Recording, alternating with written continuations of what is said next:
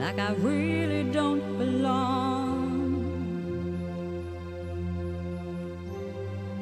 I can't explain it. When I close my eyes, I see a strange reality. Am I dreaming, or on the edge of remembering?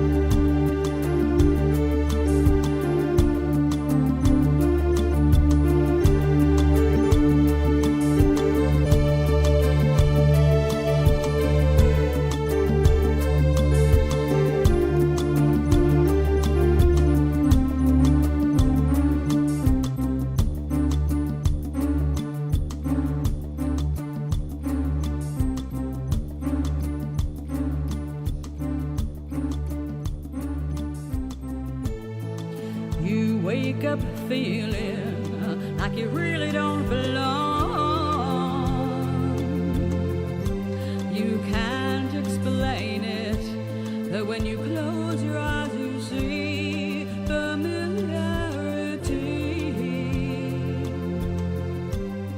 Are you dreaming, or on the edge of remembering?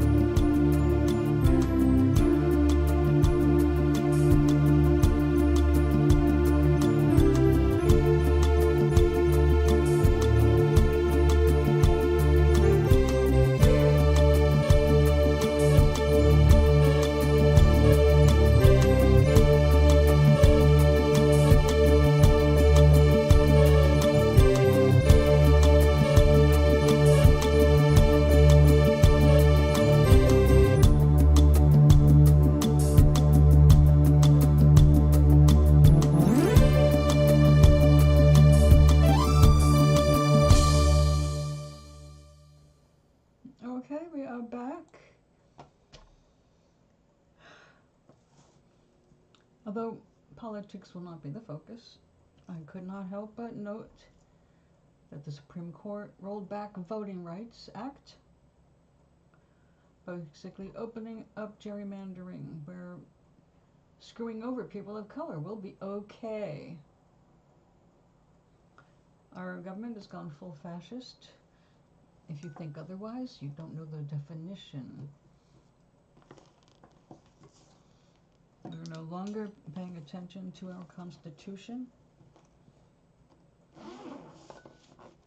We are now allowing all the greatest polluters of our air and water and soil to have more rights than the people who own the soil.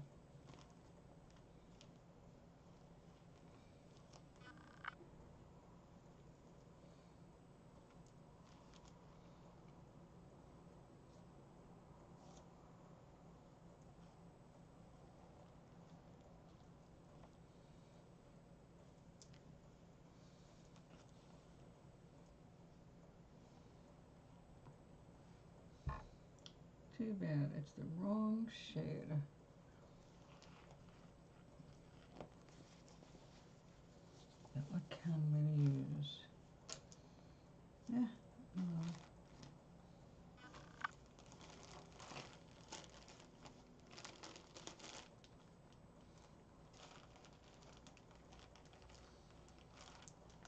We can make it predominantly purple.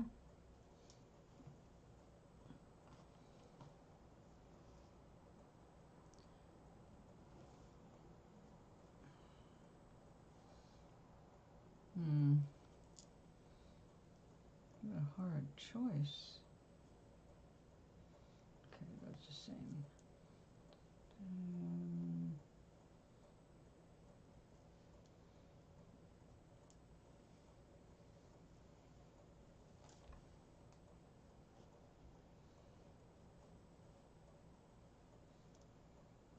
Probably is dusty.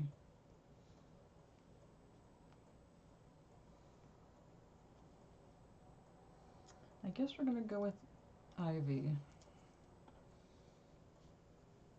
This has too much yellow, and this is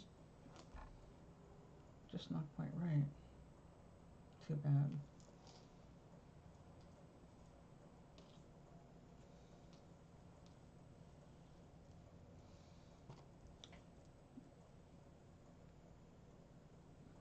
Feels like, oh, we got two different purples here. Definitely. This is Corriedale, and this is from China Corriedale. Okay.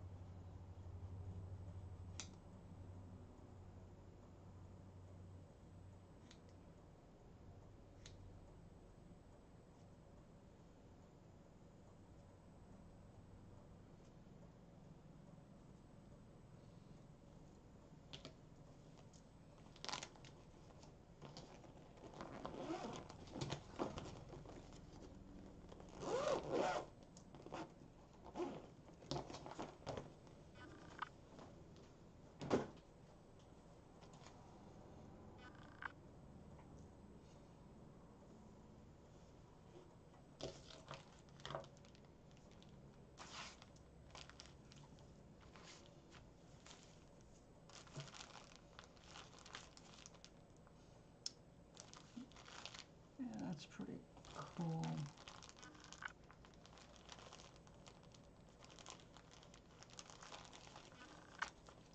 You have some wild fibers to play with. Check that out.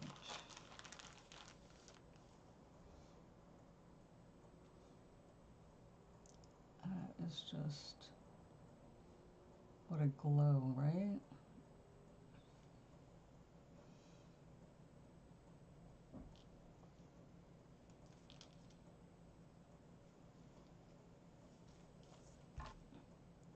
Well, it's also the wrong kind of green.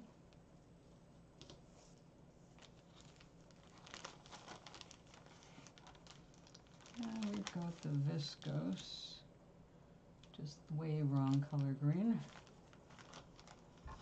But we've got some sari silk. It's also very yellow, but we throw a few of these fibers in on it.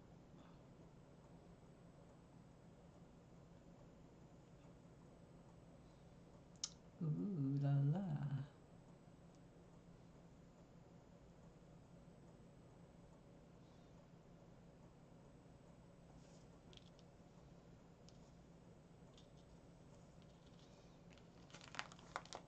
We're gonna have fun.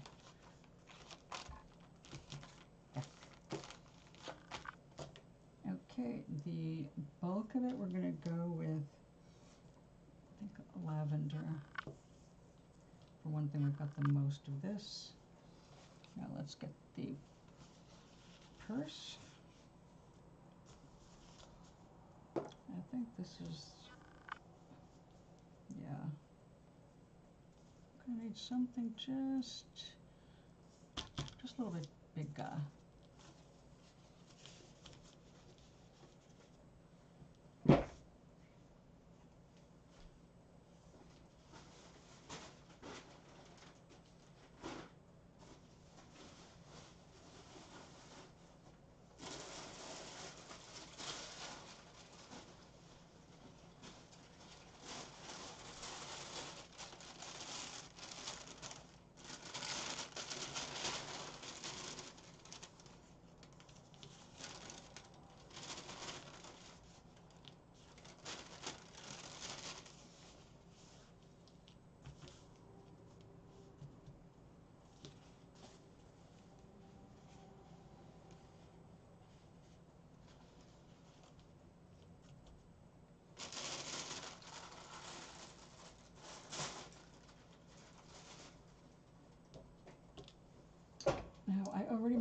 reverse this exact shape, so I don't like to repeat myself creatively.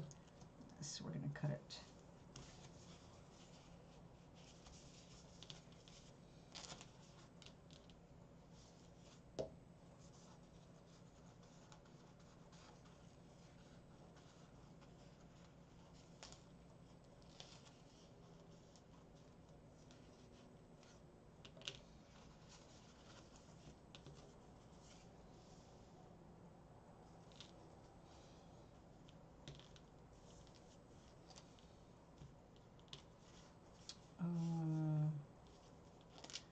What was I doing with that?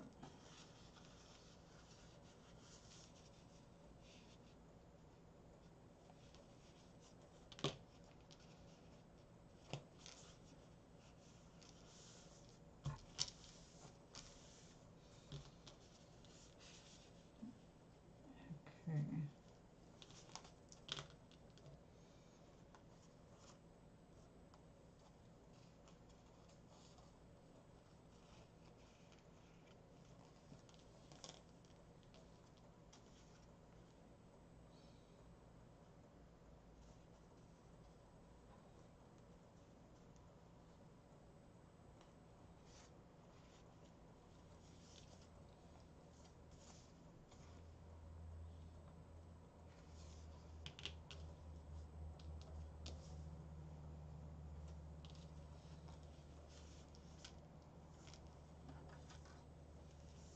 Hello there. Oh, the Voting Rights Act has basically been gutted by the Supreme Court. So now people of color are going to be fucked over.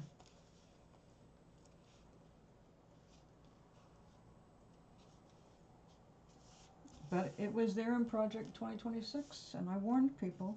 They're after women's right to vote and men's, if they're of color. Anybody, if you're not white and male, they want to disconnect you from society and just make you something they control. So that's what we're up against right now. And since we have a white supremacist majority on the Supreme Court,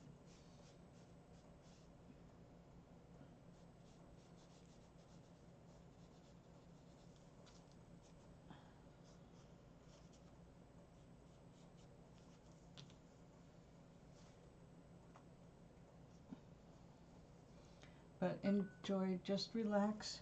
I'm not really going to be doing much talking unless there's somebody to talk with, so I am making a purse to go with this dress for one. And my original idea was the rose purse that I made, and I love how it came out. And I just finished making the little button clasp. I made double rosebuds, so I have to sew that, and then that's going to be what holds the little loop. That was fun. But it turned out that the way I made it, it's just not quite the right shape for this dress because of the way the waistline is. So I'm redesigning it, and I'm going to make one that has a flap, which the other one did not, and a bit smaller. So I should just measure things by my phone. It has to have my phone, my keys, my lip stuff, and my handkerchief. If it doesn't hold that, then how am I going to be able to use this in public, right? So I think that we're going to have to resize. I like this size and shape though, so we're going to keep it.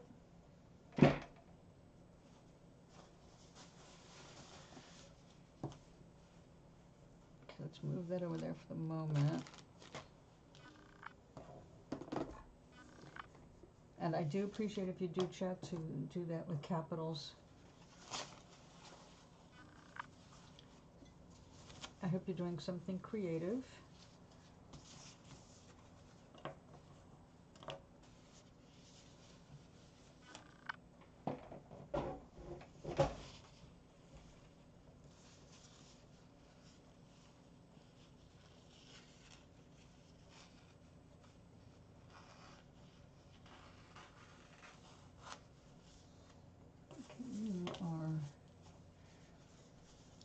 small for most things, but you can make a little bowl. That'll work. One of my friends has become interested in wet felting almost as much as she's into the needle felting. So I'm excited because she wants to work on another project and fairly soon. And I'd like to do this every day I can, so yay.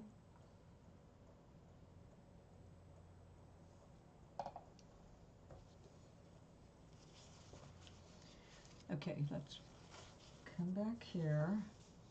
Let's look at the phone.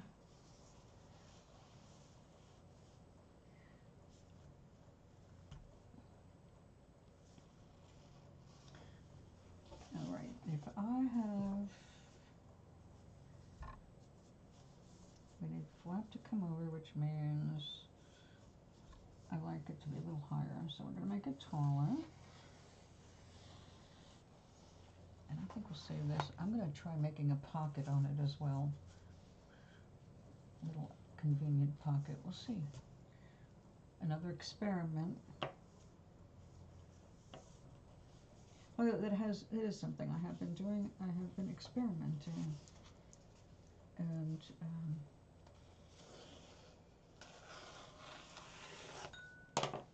enjoying it very much.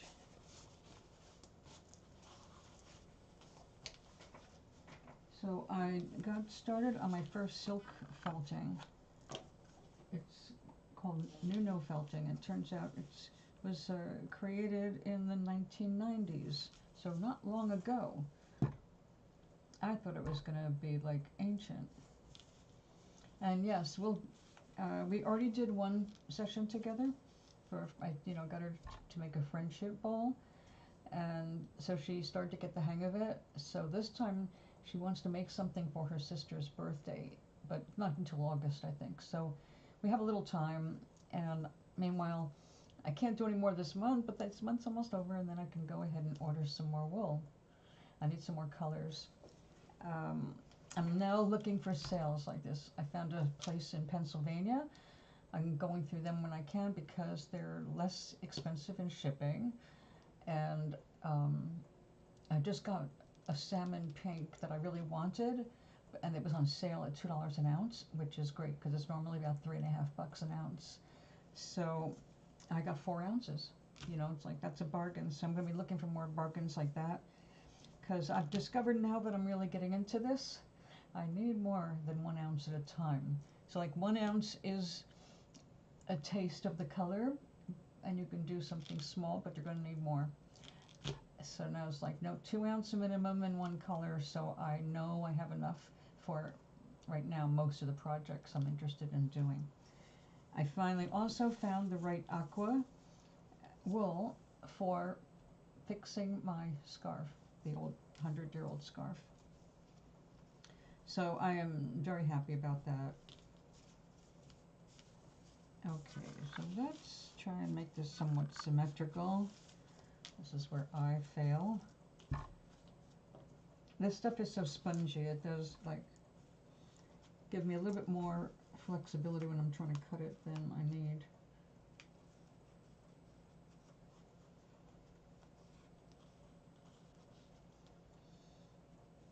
Let's see, what did I learn this week? I learned that if you want room for the bottom of a round thing, you need to make it look like an egg on the bottom. So it can't be flat because I did one flat, or fairly flat. I did have a little bit of a curve in it, and I made this little bag. I haven't decided what I'm going to do for the button yet, but this will have a button. And I needle felted this, and I'm working on this.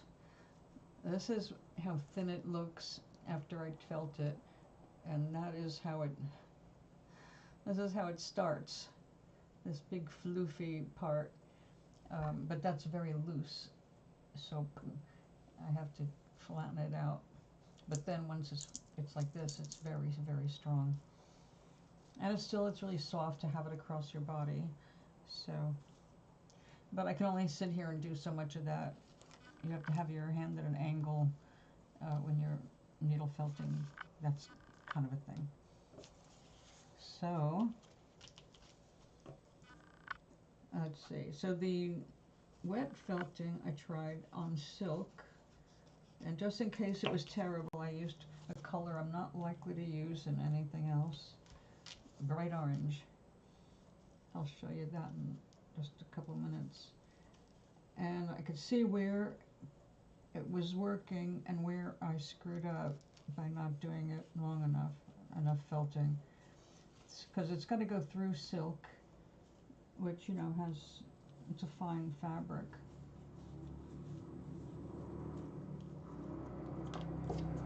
But I got some of it to go through, and you can feel, you know, the effect. And it's not what I was expecting, actually. So I know it needs to be felted some more. Okay.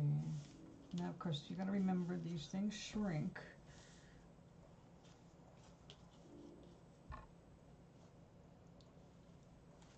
And, you know, I think I'm just round that out a little.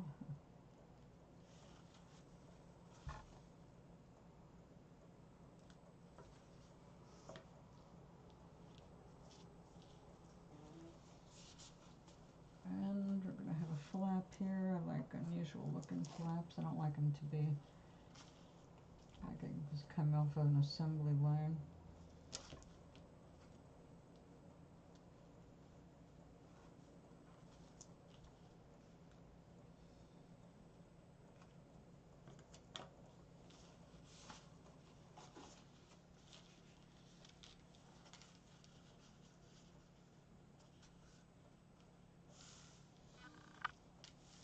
Oh, I've got that wild new yarn. I gotta go get some of that. Okay. This is gonna be fun.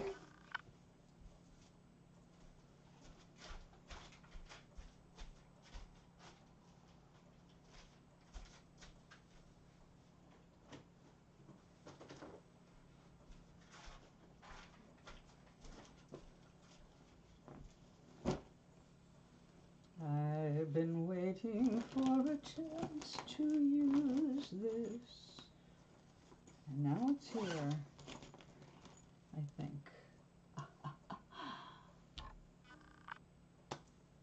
Okay, it doesn't, it'll go with the purple. It's got some blue in it. We're gonna do it. I'm gonna commit to that.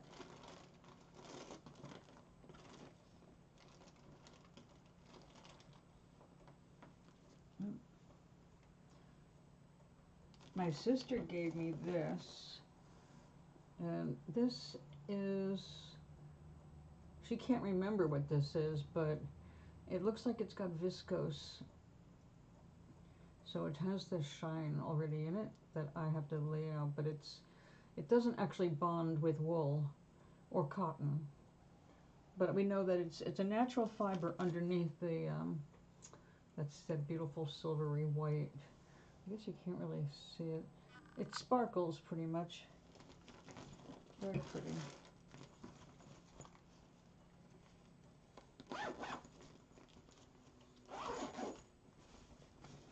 I'll have to break this down into better color groups.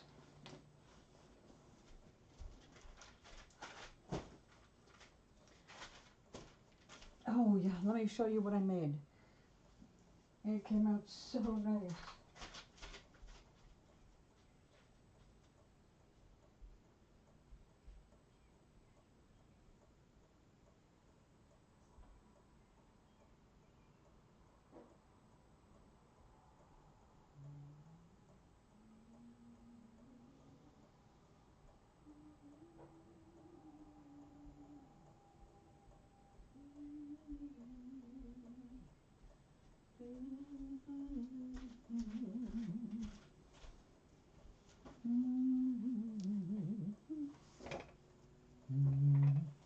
Greetings, grandson. Okay, so this came out so nicely. I used a quart mason jar to mold it over, and to get that flare, I just used some thread. I wrapped around until it dried. Then I pulled it out. This just sitting in my windowsill with the sunlight coming through just lit it up just so beautifully. And it's got so much color and texture in it. But at night, it's so romantic. The colors are gorgeous with a little fake tea light in it. So also, I wrinkled it to get more texture here. This orange is viscose, so it's super shiny. And the gold is gold sari threads, fabric that's, they take apart saris and recycle the fibers because the silk is magnificent and very strong. And look how fine that is. So we're going to be using some, get this, I love how this came out. It looks so beautiful lit up. And I love that the sun hits it and makes this whole thing light up like a flower. And because of the yellow at the top, it just like this, it super illuminates, even from a tiny light down at the bottom. So it's just got a lovely feeling about it.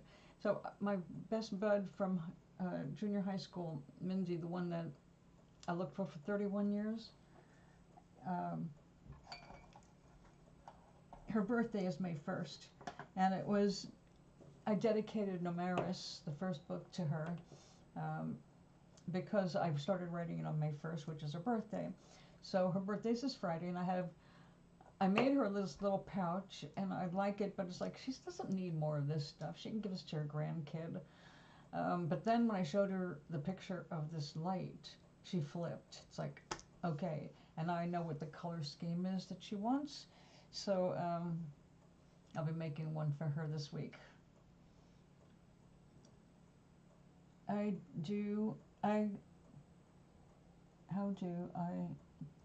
Part of your words are missing because there's a heart in front of it that I can't get rid of. How do and I do, and the second half of that is missing. So anyway,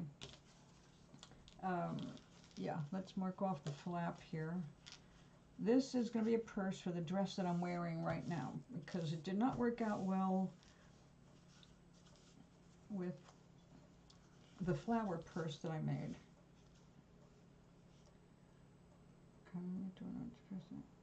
Oh, I keep forgetting about First Fridays. But this Friday is the First Friday. But we're also doing May 1st, May Day. May Day, it's boycotting buying anything or going to work on May 1st.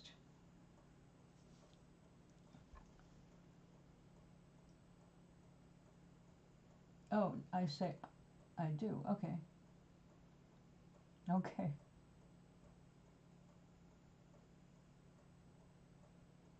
So, were you downtown? Downtown, like Franklin Square? Is that where you go?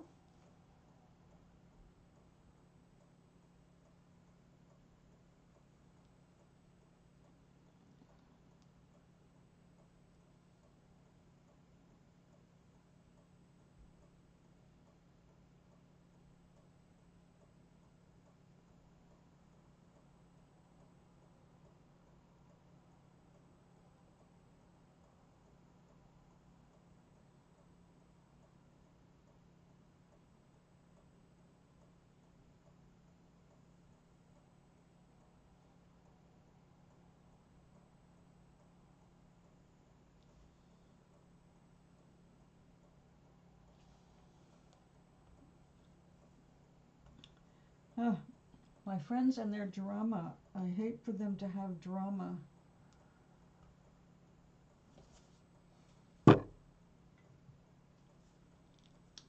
There you are, Gary. How was your day? Tell us if it was good.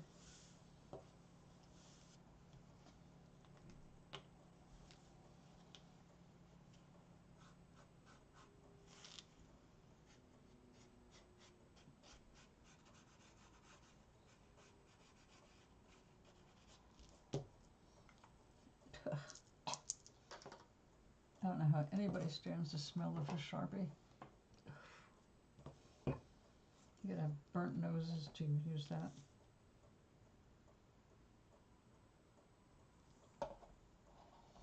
So Gary, this is what you missed yesterday. The night light. But with the sun coming through, it just lights up. So it's just gorgeous. It's just beautiful. And the fibers that I added, the silk and the viscose, just beautiful. And this is not even, it's not starched at all. This is just going by the mold that I made and letting it dry over a quart mason jar. So I'm going to be making one for my best friend.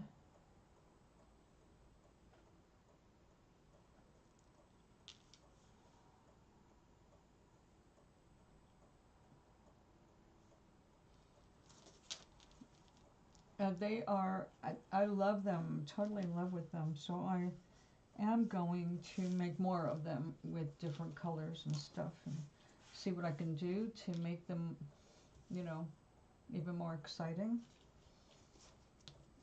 Like opening up holes in them, things like that. Here's the silk. So what kind of felted stuff did you see? Was it felted scenery, felted critters? My friends get into doing figurines, but I have no interest in figurines. I did at first. I wanted to do miniature, like little things. And after I saw wet felting, I really could barely care about the others. But this is where I messed up. I did not get this fully felted. I can feel a few hairs went through, but this is not fastened down, so I have to do this again. And I was trying to think of, everybody has things they relate to, and I was looking into some beautiful art that came out of Mexico because of the women who were saving their agricultural community from drought and famine by embroidery and creating embroidered pieces that they could sell outside of the community. And people have since imitated the art. But I thought about that. It's like, well, symbols, what are the symbols? For me, spirals. Because for me, everything spirals, the vortexes, it just symbolizes something for me. I don't know, I just relate to it. So the first thing I laid down here, I guess kind of like the sun, it's the sun, which I'm also into, and spirals. So I thought maybe I should do some spiral art on my 100-year-old piece that I'm getting ready to work on. Maybe I can finish this piece with, well, I'm going to finish it. But this is the cool thing about Nuno felting. As the wool is shrinking, when you see all the puckering, you know that the wool has come through it because it's shrinking and it's taking the silk with it. So, it's important to get it done right. But I found a way to help with all of this, which is hilarious, although some people felt it might have been suggestive. Gary, I have a massage wand, also known as a vibrator, that is not fit to be used on an actual human. It's like the super vibrator. It's painful kind of a vibrator, but it is very pretty and it felts. So I charged it up again. I rolled up my purse with this in the center, and it finished felting it for me. And then I did it on this. I was trying to do the wet felting very, very carefully, and it seemed like it's not going through. So I rolled this up around the vibrator, and and why does it do that? Because I got the idea from, oh, how cute. That's the kind of thing I love, definitely. But I'm so into making things now that I can wear or use in a more practical way that, and I don't have a place. I have a few little stuffed things, and I do like them. It's just my art supplies take priority in space. So I'm making room behind me. I'm gradually moving out my stones, my eggs, everything, and I'm seeing what can I give away.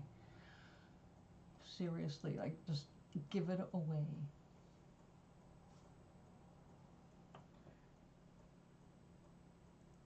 Where did you what? Temu. Did they have these little handheld sanders that you use without sand, without sandpaper? It's just, it vibrates really fast, and it looks like a little iron, and that's what you use to do your wet felting. The vibration helps the fibers move through, and that's what gave me the idea about this, because like I said, I got this. It does not. This should not be touched by humans, against human skin. I've never felt anything like, it's like a machine, like a sander. So it's great for rolling things up and letting it do its thing. So I'll be having to wet that down with some soapy water and wrap it up again. But I have to have plastic in between so it felts through the silk instead of into itself.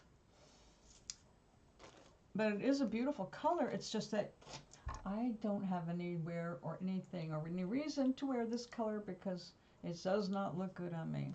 But when I looked up more about the Nuno felting, the idea was to create an art form, a wearable art form that had all of the flow and drape and airiness of a silk scarf, but with the layer of softness that is the wool, it also adds to the warmth. I mean, wool is a really good insulator. So with the wool and the silk, you have a scarf that's going to be really warm. And I watched somebody make one that she rolled up bits of felt that she had already felted herself to make roses. Well, she rolled everything up in circles, cut it, and she had like just circles, and then she just opened them up and felted them directly to the silk. It was like all kinds of cool things. So I've learned a bunch of techniques this week, and I'm really enjoying it. But like I said, it's a learning process. Now this one was a bitch. This one has a lot of silk. That black, 90% of it is silk, and silk does not knit, and it was making me very unhappy. So I had to get out some black wool, and the black wool was not the best match to this black, because the black is just gorgeous on its own, and I just love, the mycelial kind of the way it all fans out. But you have to use wool to hold it down. So I went and got all the wool out. Now this one, to get the shape after it was wet and rolled around a bit, I stuffed a towel in there, so it dried with the towel. And the nice thing about real wool is that it holds its shape. It has a memory. I'm using a giant something brush to clean my headlights. I'm outside, beautiful day. All right. Giant spin brush. Oh, cool. I had one of those once. Does it hook up to your hose? I had one of those to do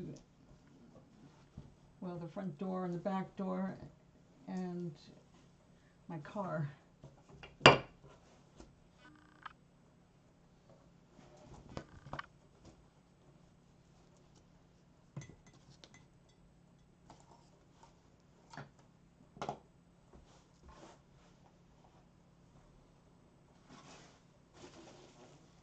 Now, I think I'm going to need to cut a fresh, yep, definitely. See, this is not actually perforated, but this whole row got messed up and it leaks right away, so I'm going to cut this so I don't accidentally use it again. It's from TJ Maxx.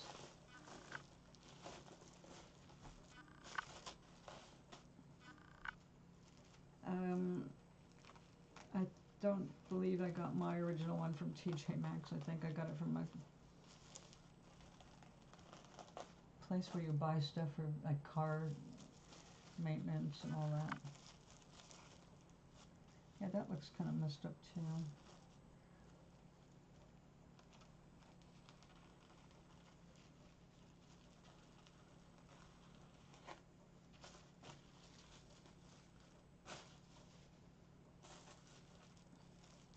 Okay, that's too small for this project,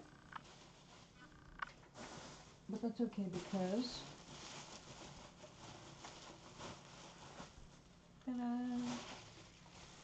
what I really need to get my hands on is that heavy duty stuff. It says pool cover. See, there's some holes right there, it looks like. This is crappy.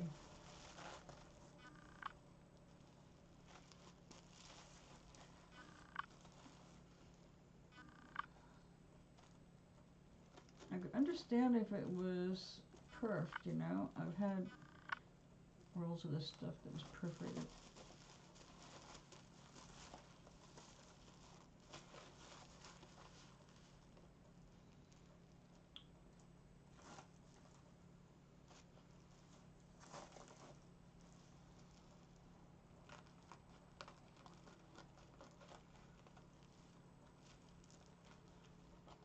Yeah.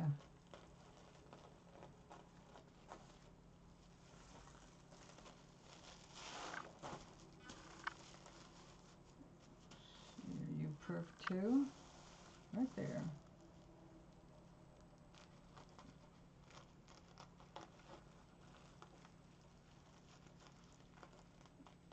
If it's meant to be perfed, it's a terrible job.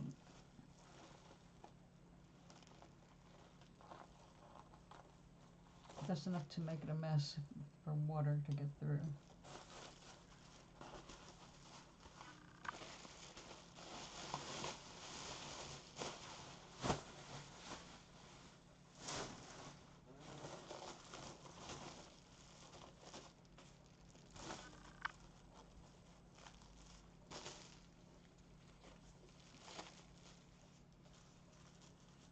All right.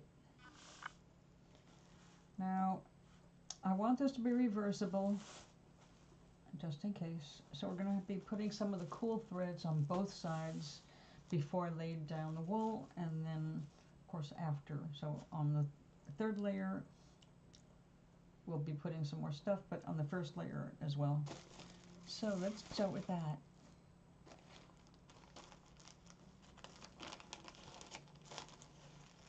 This is the sari silk.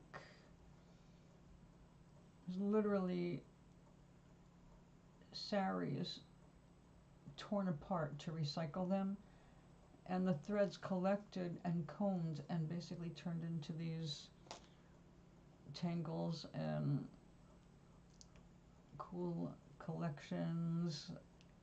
Look at that. Oh. Okay, but we just need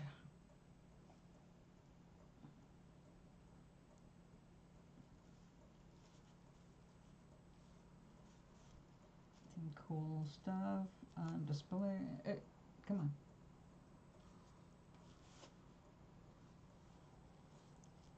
because purple and lavender and all that will go over it, and the purple will help accentuate the green.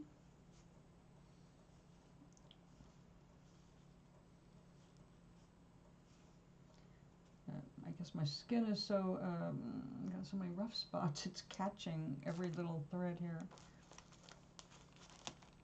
We also have viscose.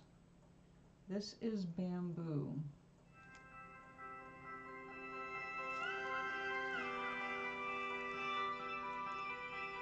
Pardon me.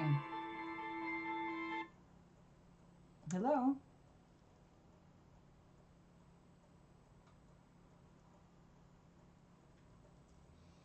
Because it's from my town, I thought I'd better answer it, but I don't wait.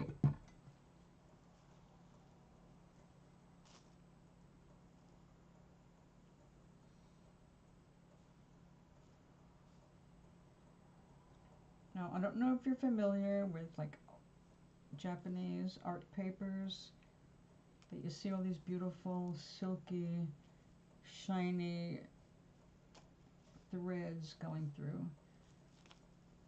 And that's what this is. It's bamboo that has been turned into viscose, which you can weave into threads and yarns and make clothes out of. And clothing made with this is just so soft. It's basically their answer to silk, without it being silk.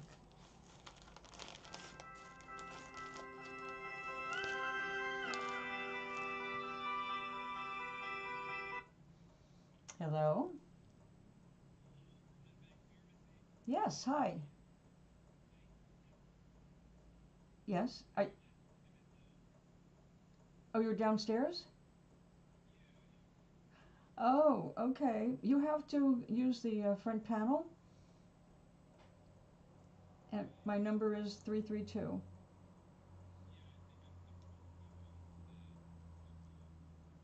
Oh, it's not coming in through that. It's coming in through your private number.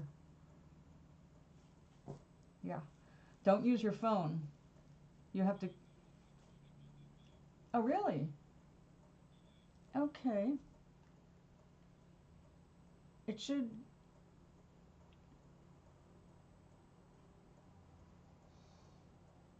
Isn't that weird? We have all kinds of systems in this building. I'm going to have to answer the door and get a prescription in just a minute. And Gary, you sent me a picture. That's a tiny little brush. What's that for? That looks like cleaning the bottom of your teeth. Oops.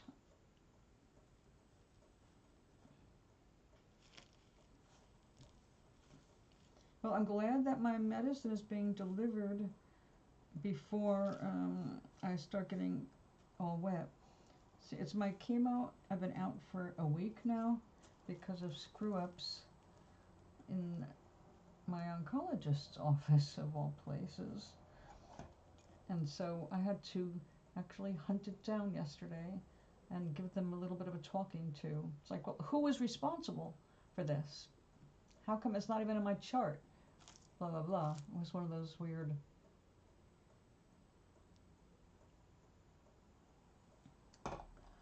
So, I'm going to go ahead and put the song that I open with on, just so you have something to listen to while I go take care of this prescription business. And I'll be back because we're going to have some, well, the next layer going down. And I want to throw some more weird stuff on that, like this. We got to play, right? So, hold on. Turn my mic off.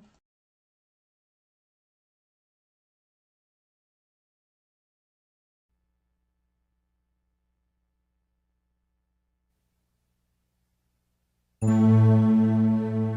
woke up feeling like I really don't belong. I can't explain it. When I close my eyes, I see a strange reality.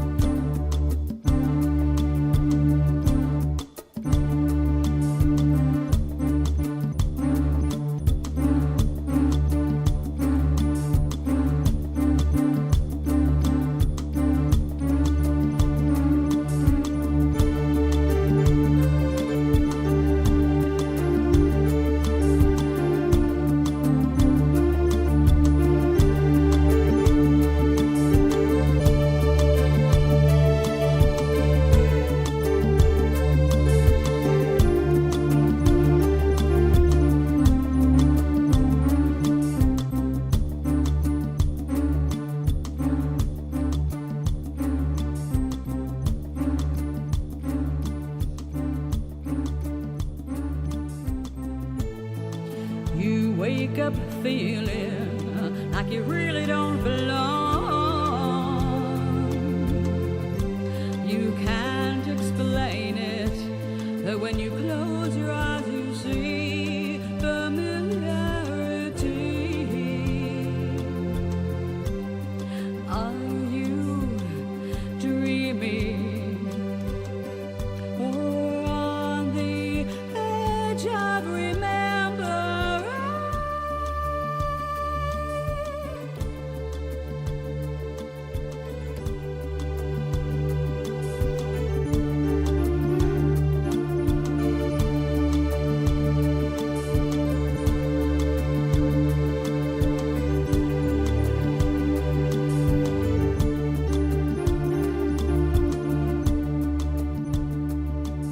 Who will you be tomorrow?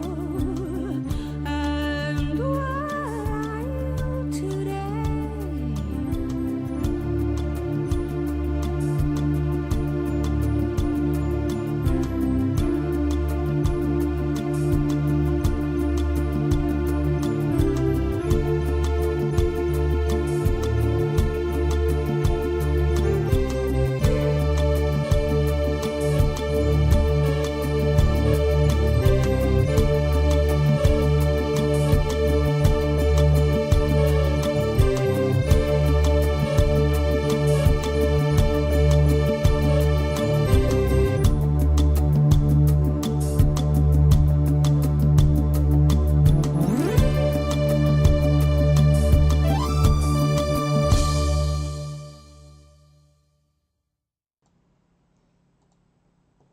Okay.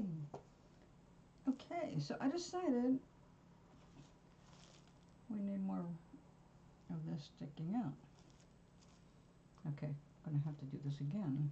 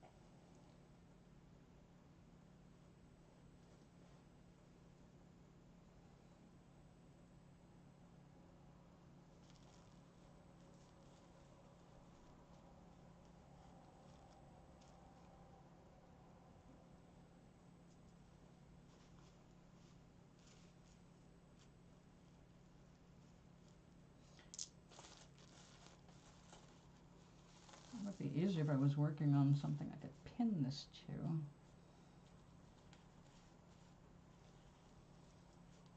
It'll get easier after it's wet, but it has to be wet down in place or I'll have a mess there again. Okay,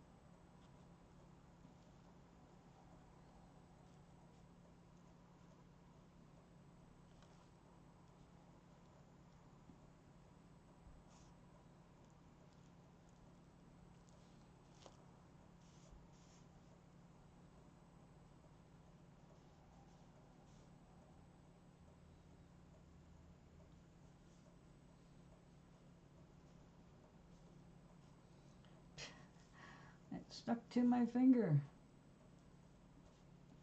And that's not even wet. I think I better use some lotion on my hands or something.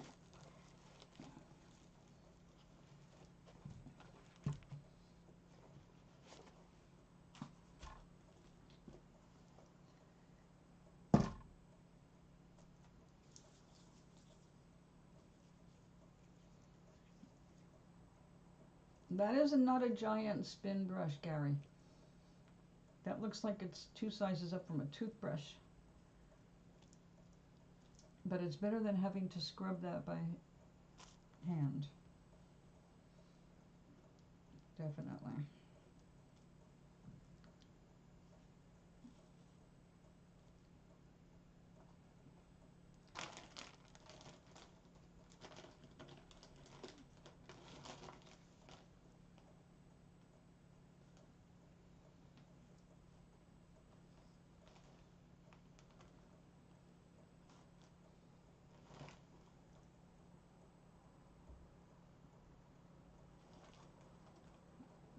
Okay, there's the silk.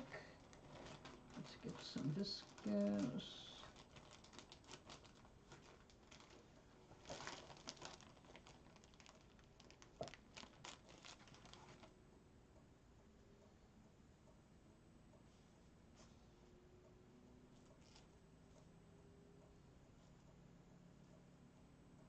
Yeah, I'm okay. Just my hands get very dry from working in the soap and water all the time. So, yeah. All right, so I've got the lavender and the purple and the green. And I need contrast, so the first color going down for the borders is going to be purple.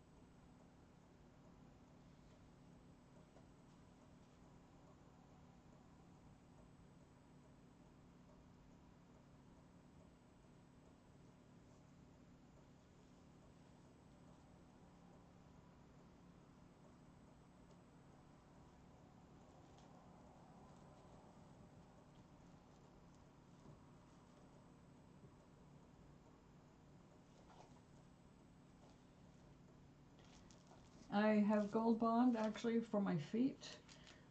This is the one I use for most everything. Reliable for years, no fragrance, no irritation. I love this stuff. But I do have some Gold Bond for, like I said, my feet. And let's see, we're gonna need some of that. Hey, come on, we gotta.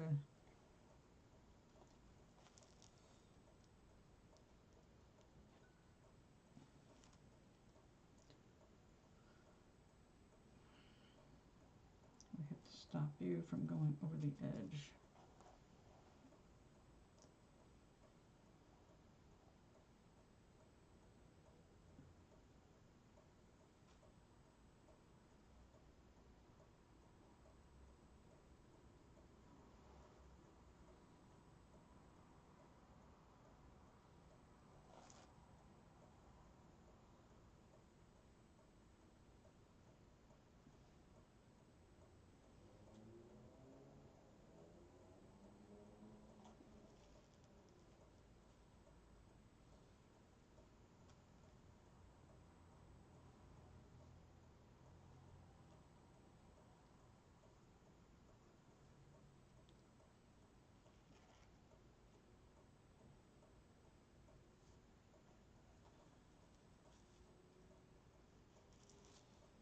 And we don't want a whole bunch going over the edge.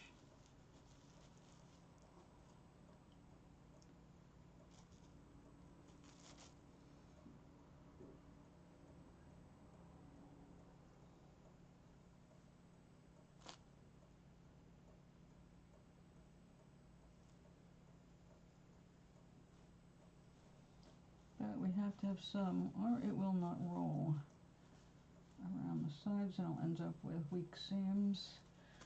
That's the last thing you need in a purse, right?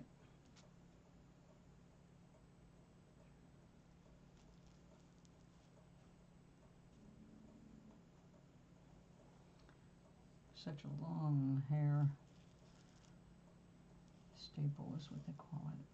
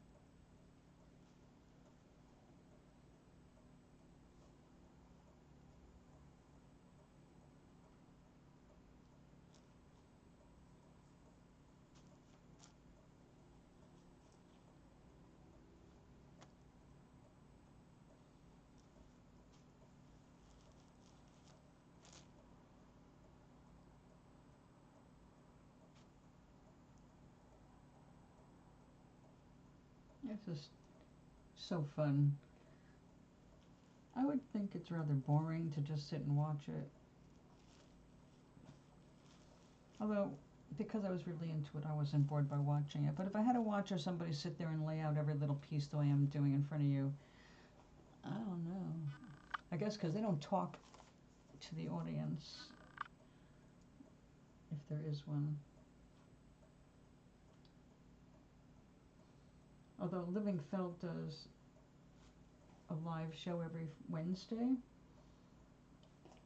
and they have different projects. And definitely, Gary, that's the whole idea, right? Is you have something that is original. Nobody else has it because it's a one of a kind.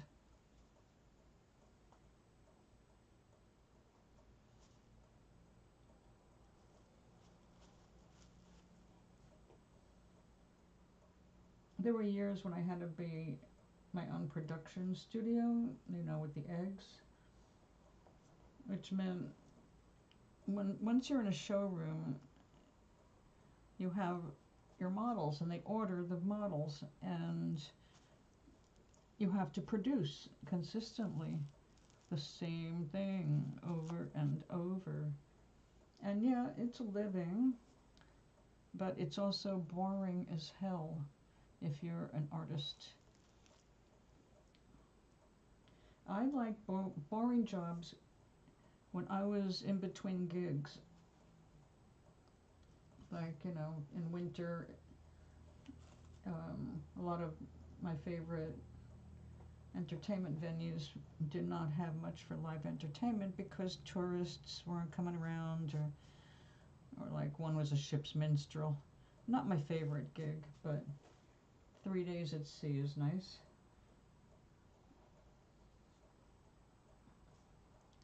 It perks everything.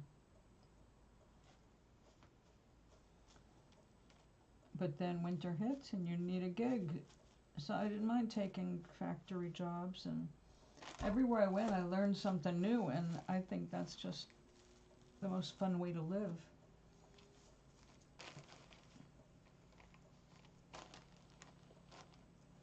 Okay, we've got two ivy greens here, one a little lighter than the other, and we'll be switching back and forth on that with this last layer. the bottom of the purse. Now this is merino wool, not the Corriedale. This is more like silk. It's a finer hair. It's just beautiful to work with, and this is the kind you want to use for things that are going to be up against your skin. It's so soft and smooth that most people do not have a negative wool reaction to it. Now there's a little nubby thing. Now I guess this happens in carding or something, because they sell these little nubbies and they're all kinds of cute, just to add texture. So you can, I got some in those kits. It's like, oh, well, we used it in the nightlight. Had some red ones in the bottom with the pink. Not very noticeable when the light's not coming through, but now the nice thing about doing these is I can mail them in an envelope. I don't need a box because you make them flat to mail, and when the person receives it, they just have to reopen it, maybe re-wet it and put it over a jar and let it dry, and then they've got their shape back. But you can wash it. Aw, thank you, Gary. I love you too, sweetie. You have been one of my consistent supporters for 18 years now. It's always good to see you in the room, contributing to the conversation. Okay, now since this is the bottom of the purse, I'm going to put a little extra because we need it to not shrink too much, other than, you know, the way we need it to.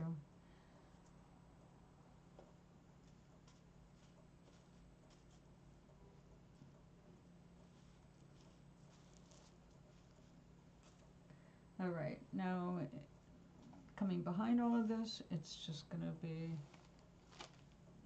straight up purple, and oh yeah, we need some fade up here. I don't have a lot of this, I don't think.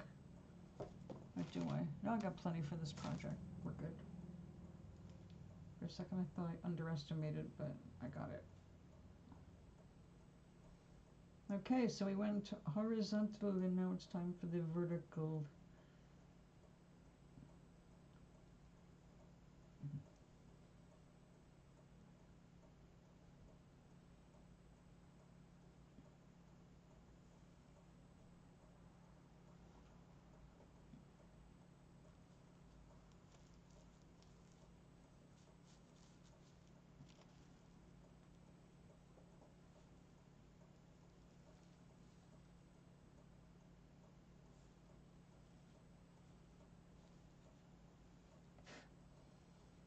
The fibers are going up my nose. So if I start to look like Samantha, you'll know why.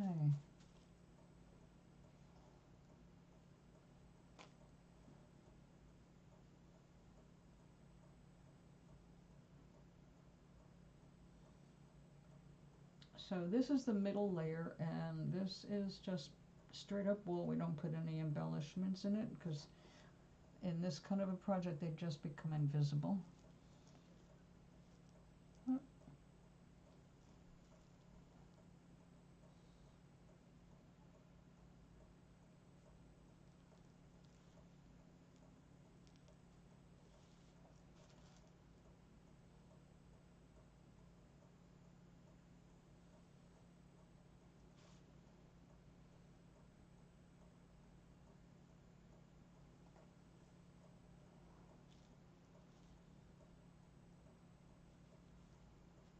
Now I looked at something yesterday I never thought I'd be looking at. A mannequin. something my size, and I started thinking about a mannequin when I realized if I want to make clothes, I need something to hang stuff on, because I can't work in like, you don't, if you make a coat, you don't make it all one piece. You make pieces and then put it all together. So you have to have a place to drape all your stuff so you know what you're building. Now, I am not as ambitious as I would have been when I was younger, trying to create costumes.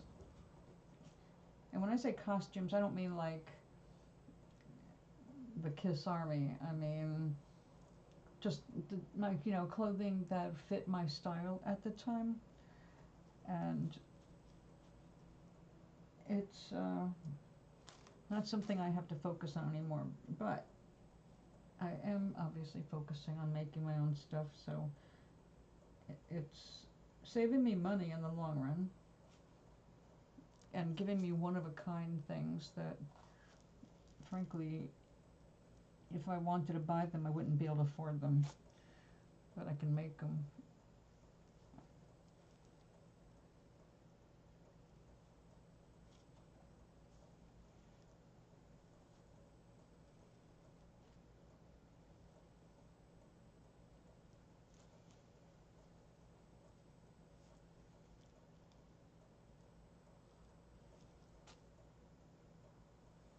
We need more here.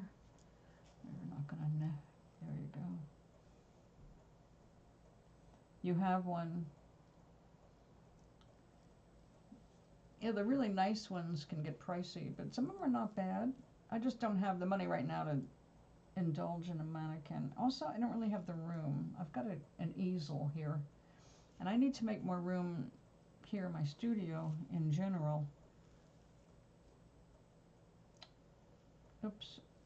Well, now that I did all that, I have to reverse it. It's like that.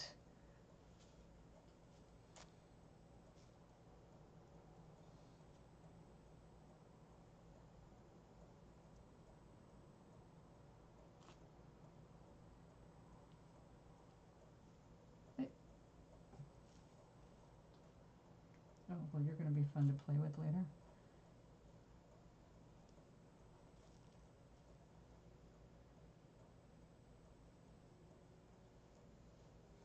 Now, this is just the first side. So, I don't want it to take all day. And we're going to just set you aside for now. Poofy. There we go.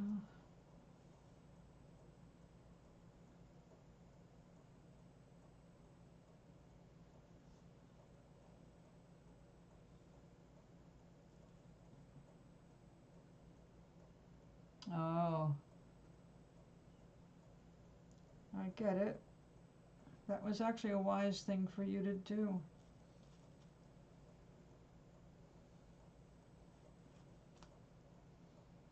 It's a form of self-nurturing, sweetie.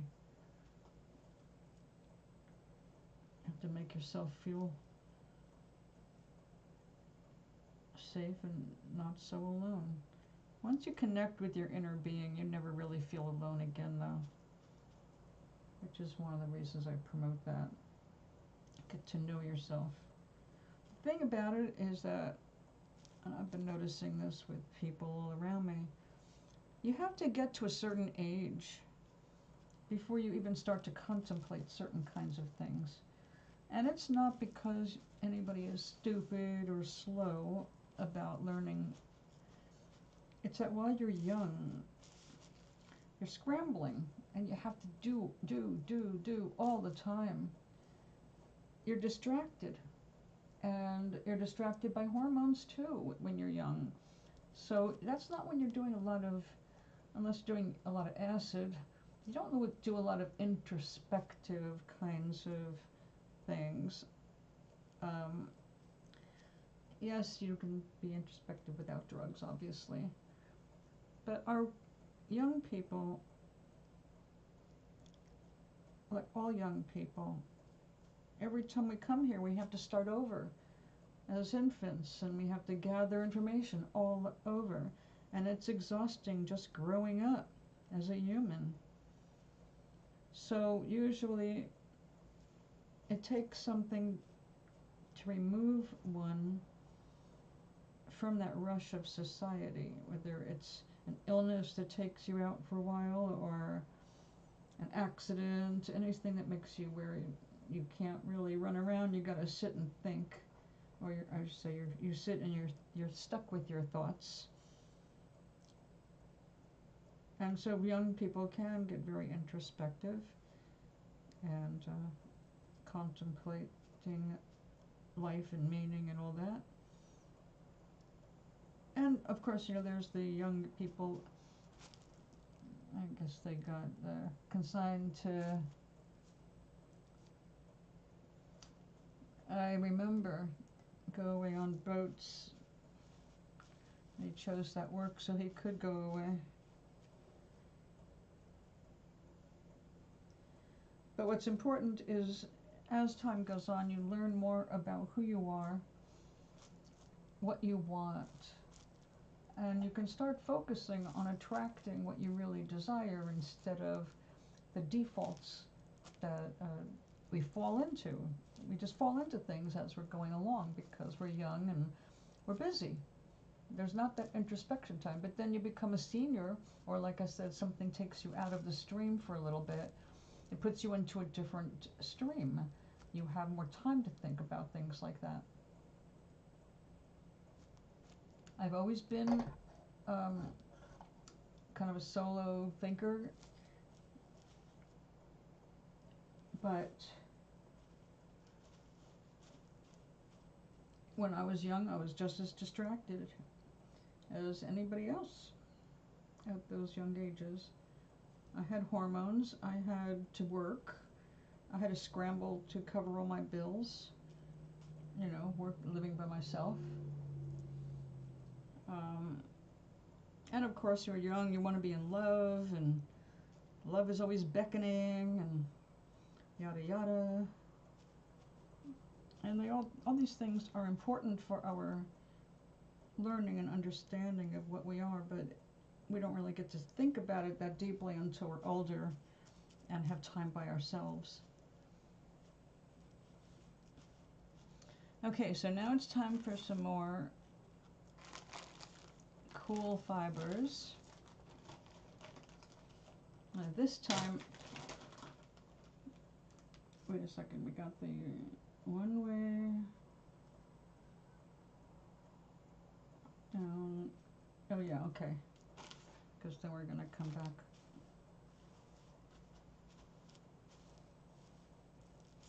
Let me double check. We got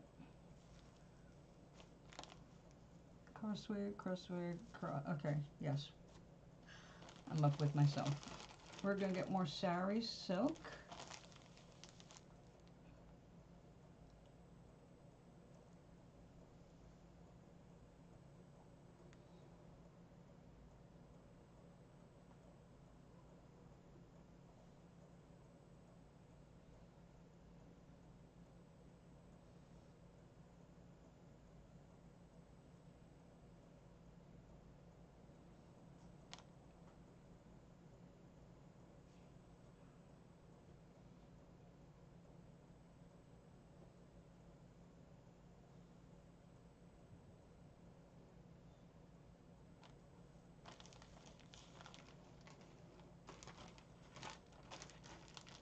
And I wish I had some purple viscose or bamboo, but I do not, because that would look really cool here. Whoa, whoa, whoa. That's a lot.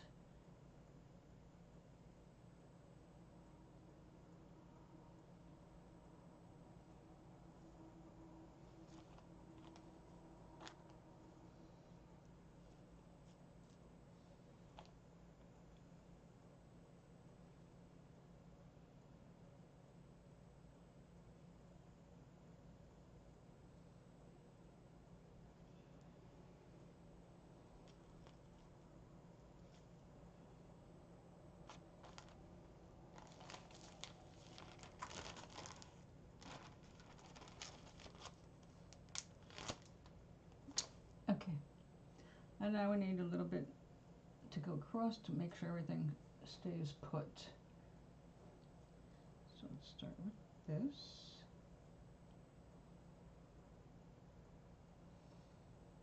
This I like to have as wispy as possible so it anchors everything, but at the same time it lets a lot of the sheen through. Ooh, we don't need all that. I said this is a very fine merino wool. I think it's 19 micron, which is anything in the 16 to 19 micron area is soft enough to go against your skin. Would you call 50 a senior? No, not really. I didn't think of myself as a senior at 50, even with all of my physical things. Do you? Legally, 55 is senior. Has that recently changed?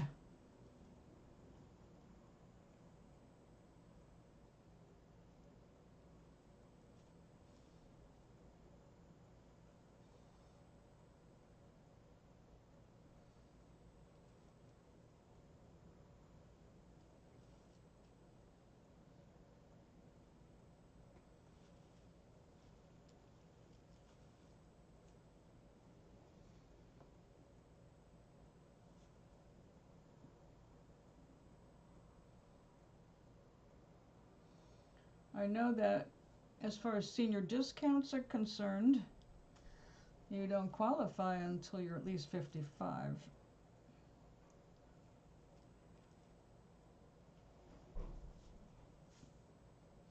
I don't know if that's changed because rarely do I need to say anything about being a senior. They take one look at me and I get 10% off. Because I'm pretty obviously old,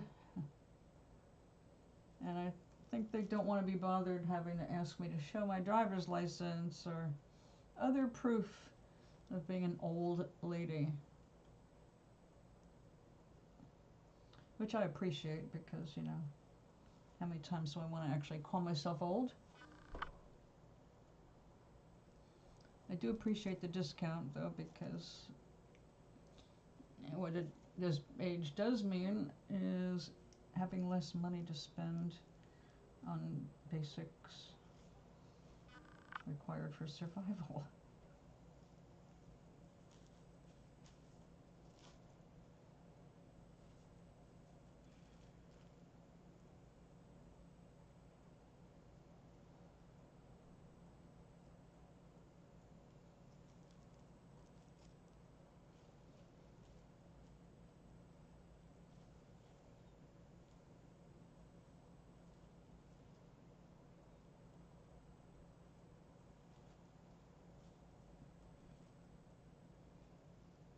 Okay, we are getting ready now to put water and soap.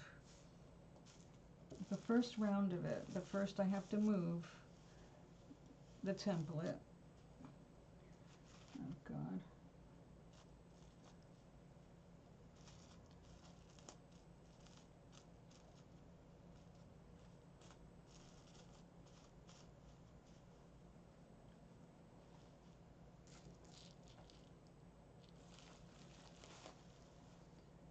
All right, we must put the net over it to hold everything in place.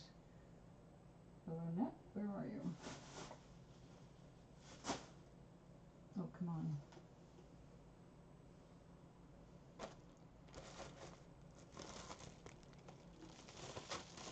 Well,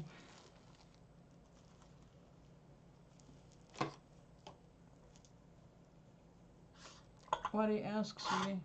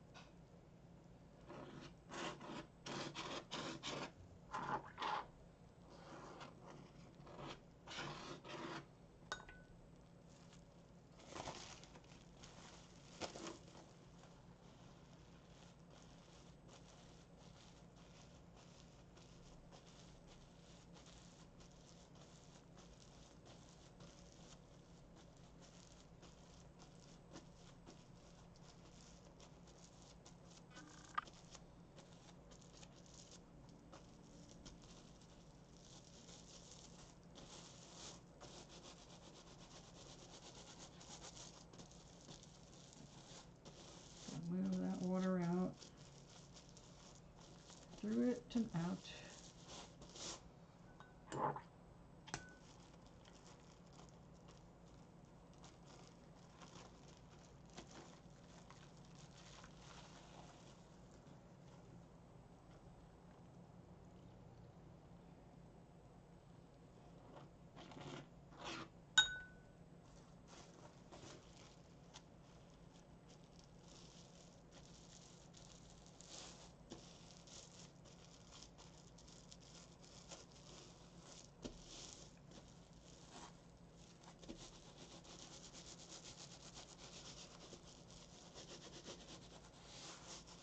Now, I don't want to fully felt this yet, but I need to get it to stick together long enough, or well enough so I can flip it over and set up the other side.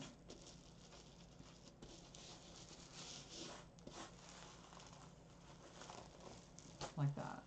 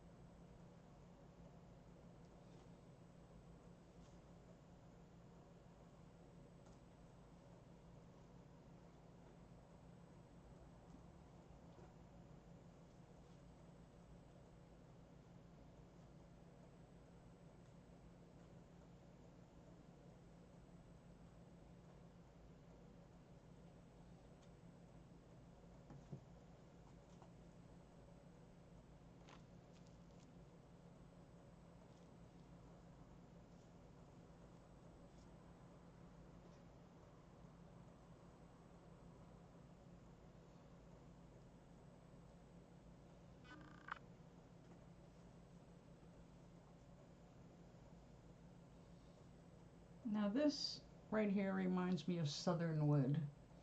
I loved growing southern wood down south. It was so pretty, and it made a nice screen. I planted it all around my well.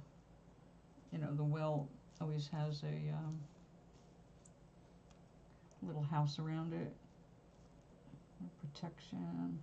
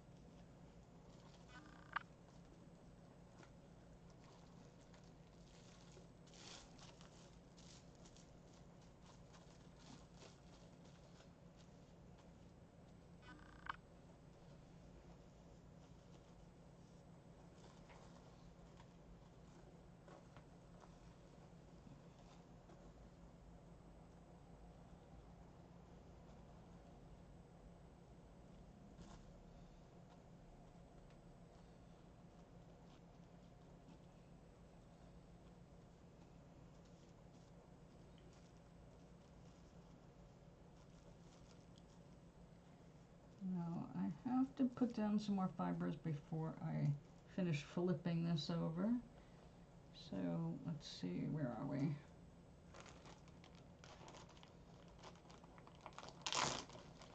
Some more sari silk.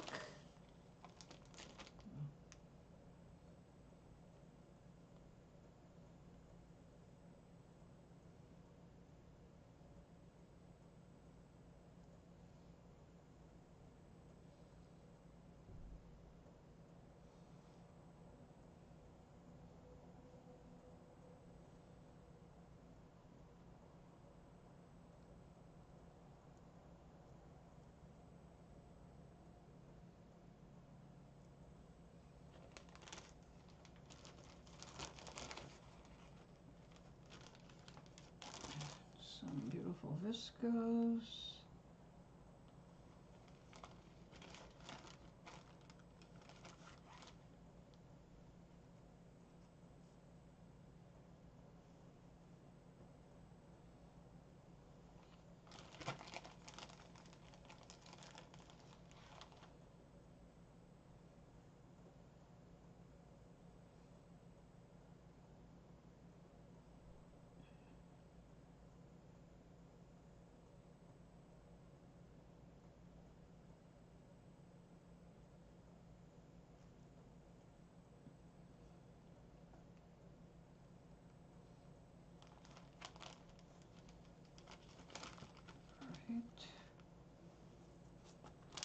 We'll be using more, but not right away.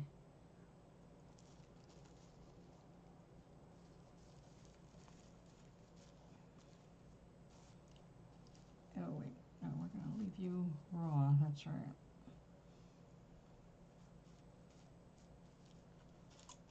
Bring this around.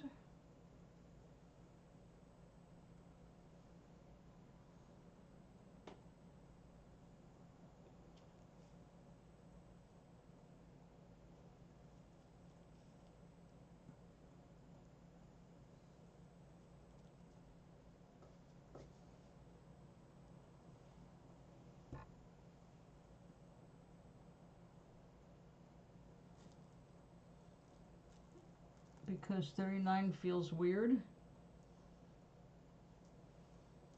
You afraid of dying?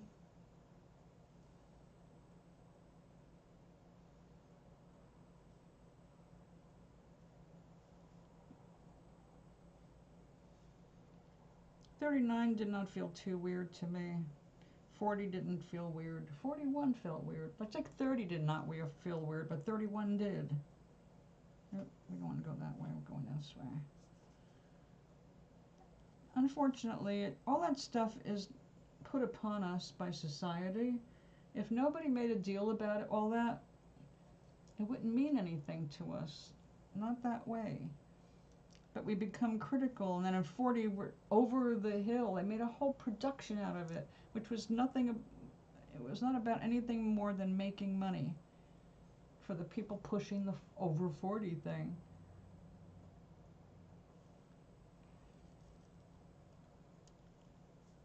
To think about when we were growing up, so that's what I mean by perspective. We could not wait until we were 16, right? And then 18, and then 21. Those were such big deals. I don't know about guys for 16, but for girls, 16 was the sweet 16 thing, like 15 for that, what is that called, this, quinceañera?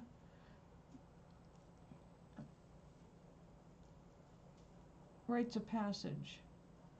In Judaism, 13 years old, bar mitzvah, you become a man or a young woman.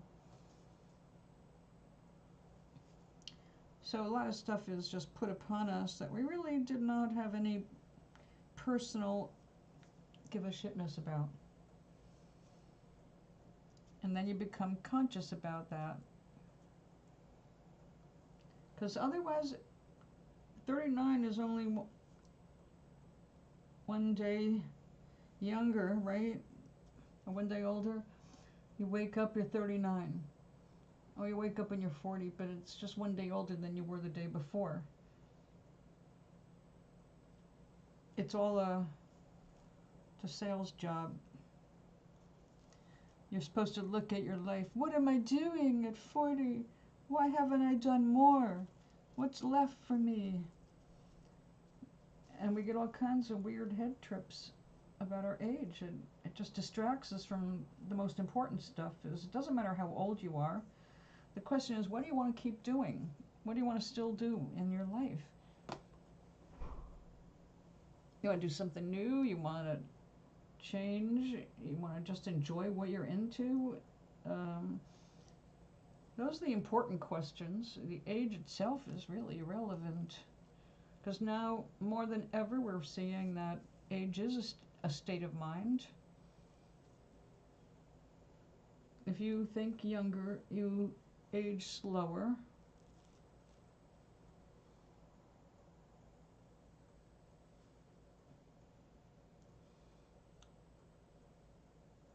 We put so much on our ages. I mean, I did too. But my ages seem to be marked by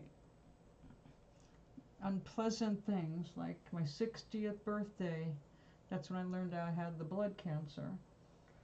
My 50th birthday, when I started getting attention from other people because, oh, you're 50. My husband flipped out. That's when I started discovering, oh, he's a narcissist, and even celebrating my birthday is too much for him. So you get older, you get these revelations. But it was never really about the age itself. So think more about what is it you want to do, you know?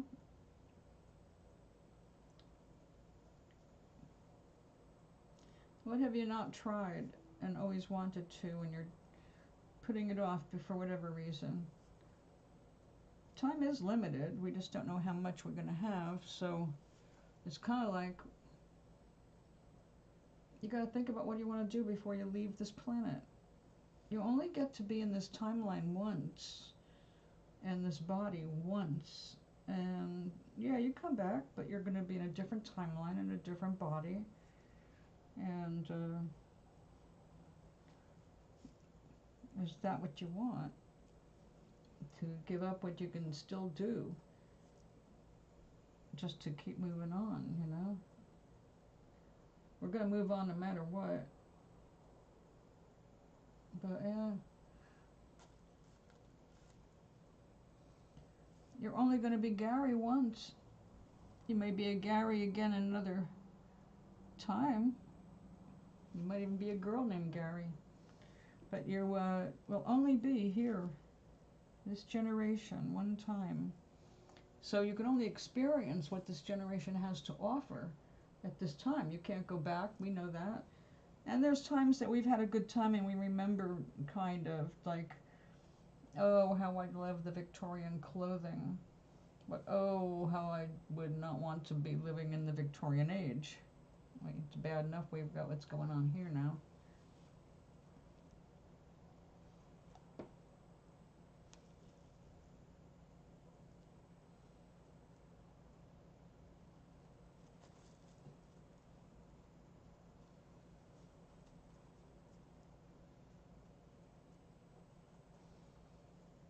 If my friend had not sent me gifts for my 50th, the only thing I wanted for my 50th was I decided, you know what? I waited all my life for a little kid thing I wanted when I was 7. I want a tiara. I bought myself a tiara for my 50th birthday. I was also going through menopause.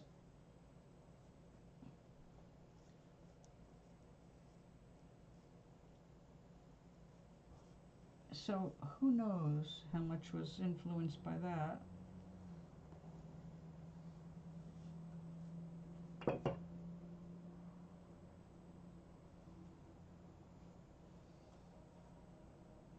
It's nice to have landmarks, you know. I like looking back now and then to see how far I've come. Not to make a full accounting of like, this is how far I've come since I was 12. It's more of the different things I've explored, and I've really enjoyed checking things out, you know, moving back and forth across country. Unexpected, never planned, just suddenly it was happening. It's like, oh, we're moving. The only way to get what we want is to move. So I guess we're moving. I did not grow up thinking I want to live here, and then I want to live there, and I want to live here, and then I want to live there. You know, never crossed my mind. Some people always wanted to travel. I did want vacations. I did want to take some vacations I've never been able to take. And the likelihood of those happening at this point are very slender. I would literally have to meet somebody very wealthy who took a liking to me, who wants me as a travel companion. It would have to be both of us, a mutual liking to travel together. Or something along those lines. I'm just not, I don't see a way clear at this point to go see Snowdonia like I always wanted to, or visit Wales. Well, in Snowdonia's in Wales, and Ireland, and Scotland, and there's lots of places I would have loved to visit. It just was never the right time, or with the right person. But I've enjoyed everything else. You know, it doesn't all have to happen the way I hoped. I thought I was going to study science in France, and obviously I went away around that.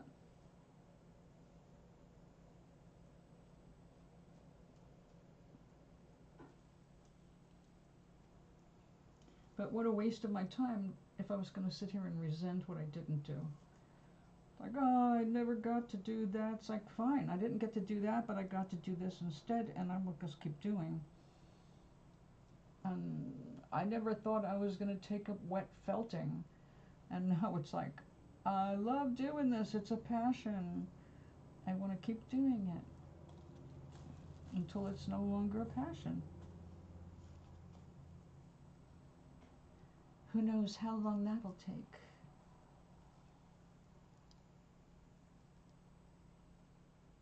Come here, you. Oh, that is a sorry silk. Okay. I wasn't sure. Okay, so now I need the third coat and the embellishments.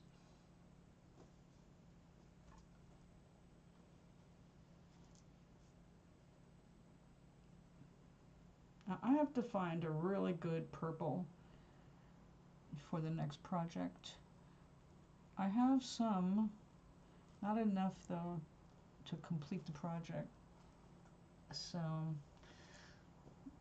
I'm not happy about that at the moment. My guy is far away in the Caroline Woods.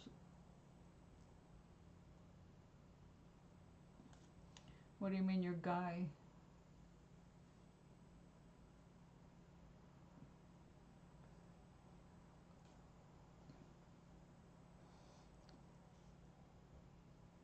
You have somebody you want to be with? Is that what you're saying?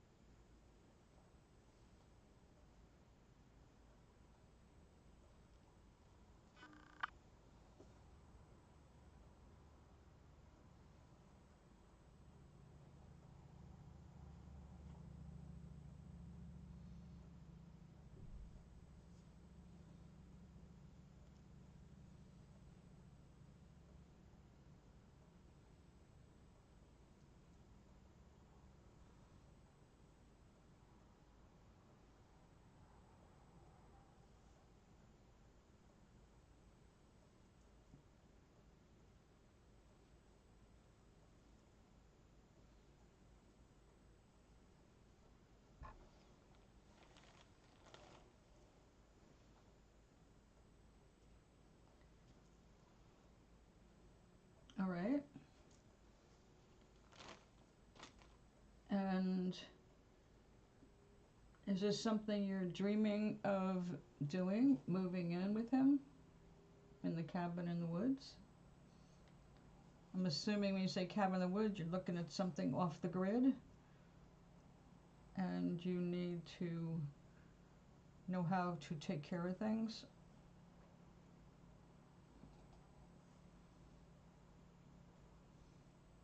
So what is he looking for?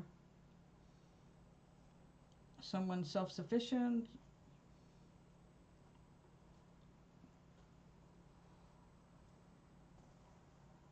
Like, if I was going to move in with somebody in the cabin in the woods, well, there would definitely be skills involved.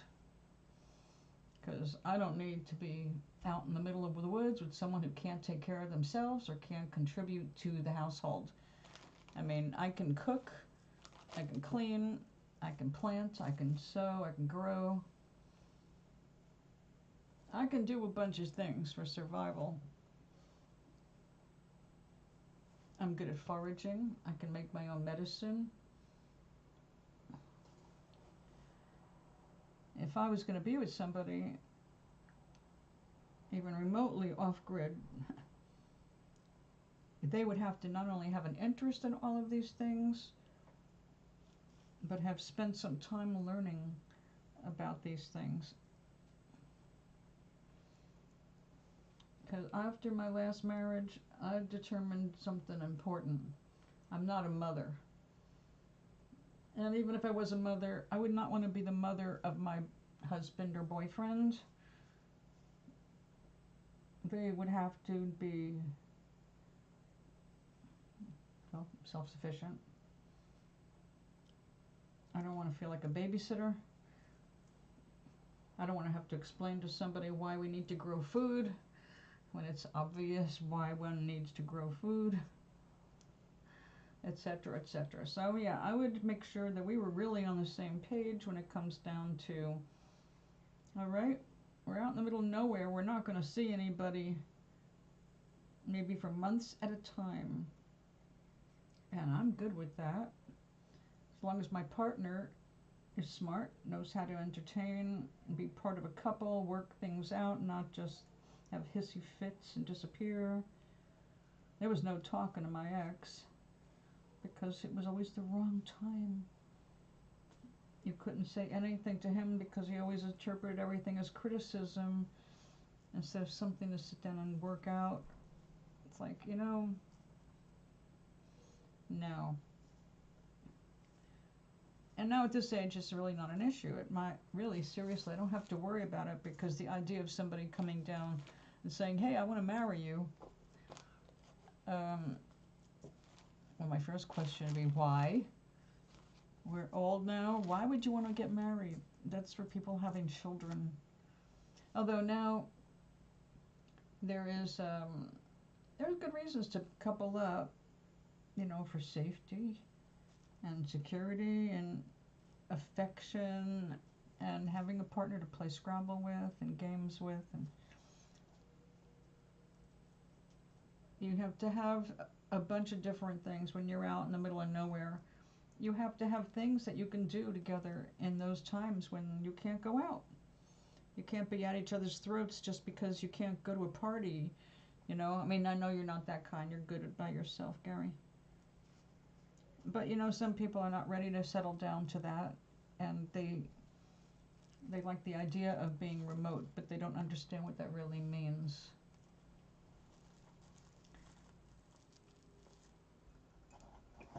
Well, I think that if you're already Laura Ingalls, you would be eating better. But I get the idea. You have to know how to do all those things. You have to be able to live on the land. And snow, well, there's a lot of advantages to snow. Snow is the most nutritious form of water for your ground.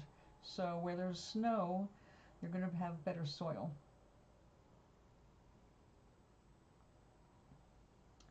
So there's good things about snow.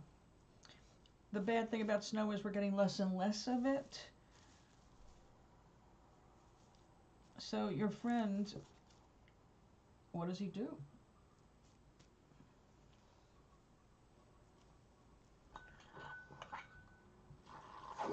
Does he live off the land? Does he have a farm?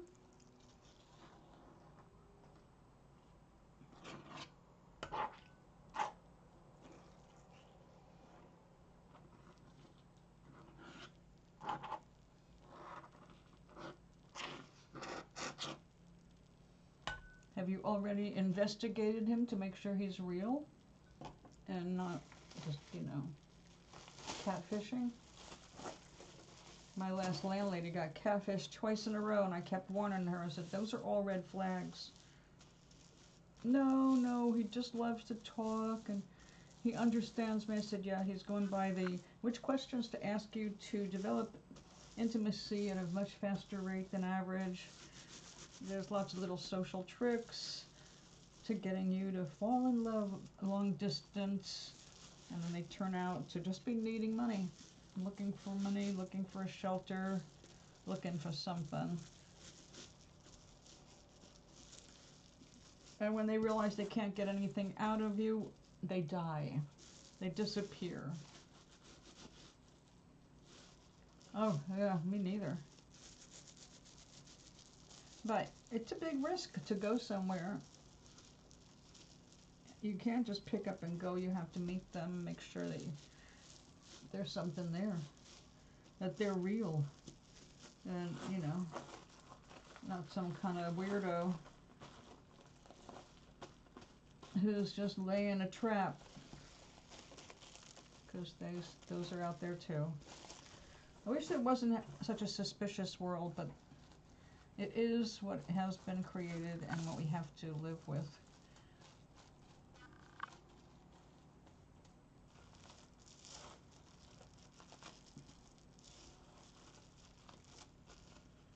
Now, I picked up that my friend was getting scammed the minute she started talking to this guy, and I'm like, he's lying to you. Said he's gonna ask you for money. No, he's not. No, he's not. I said, yes, he is. And if he's gonna get more and more desperate, and his situation's gonna be more and more desperate, and he's gonna find different ways to get you to respond with money. And then I said, but you gotta be sure that you do not give him, this is another trap that people don't find. And she walked right into it. Thank God I said something before she actually hit the send button. This guy wanted her to do a bank transaction for him, and it was gonna be his money, but it had to go through her bank. And he just wanted her to forward the receipt. And I said, that gives him all of your banking information. You can't do that. And she didn't want to believe me, and she kept ignoring me, and she started getting pissed that I knew more about him, and I was predicting correctly what he was going to do next. And then I said, okay, you made it clear that you can't give him any money. You're not going to sell your house, and you're not going to mortgage it to help him out, even though he's rich and he's got multi-million-dollar contracts with the oil companies, and he's just stuck on a rig right now, and he can't access his money. I said, okay, he's going to die. He's going to die. He's just going to die. No, he's not. He disappeared. He set her up with I was in the hospital, why didn't you call? And she said, well, you didn't tell me you were in the hospital. And I said, he wasn't in the hospital. He's getting ready to disappear on you. And that's what happened. It's not like I wanted to be right about it. It'd really be nice if she could find somebody that wasn't bullshitting her. Turned out the guy was in Norway, scamming her from Norway. And yeah.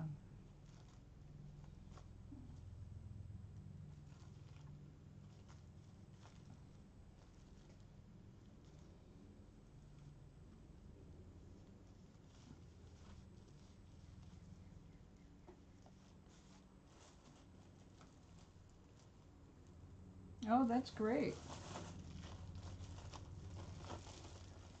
Good work, reliable, always always has a job.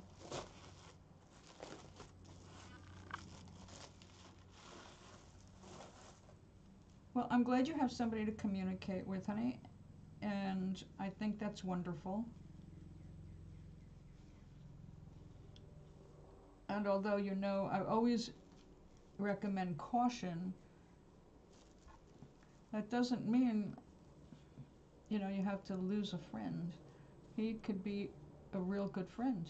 He might be someone you are going to be able to meet and decide in person if you guys have anything in common,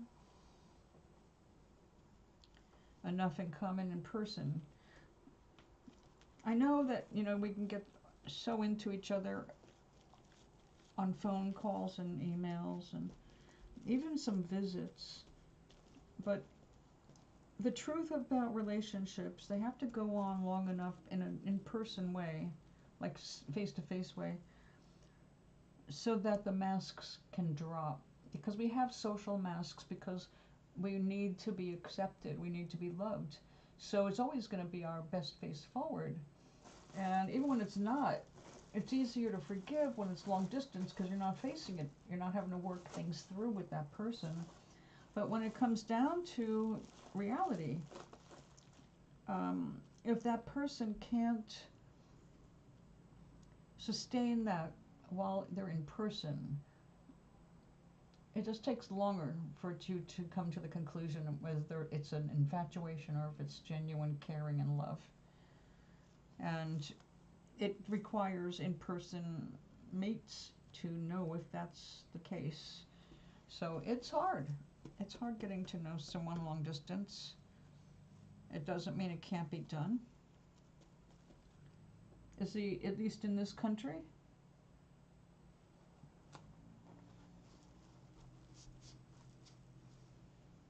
Well, it's just a fact of life, Gary. It's not a horrible thing. It's just, it takes time for us to, like, when we get to know someone, even when it's on an accelerated research level, you can increase feelings of affection using the right questions and getting those intimate answers. It's not the same as having a relationship in real time. And if you don't have some real time together, you can never know the truth. And I wish it was otherwise, because you get this, not you, like just everybody as humans, we get these false ideas about intimacy and how people are. And when I say intimacy, I'm not talking sex, I'm talking about exposing who we are when we feel safe and we can talk about the things that matter to us. That is intimacy, and it is something that requires a commitment.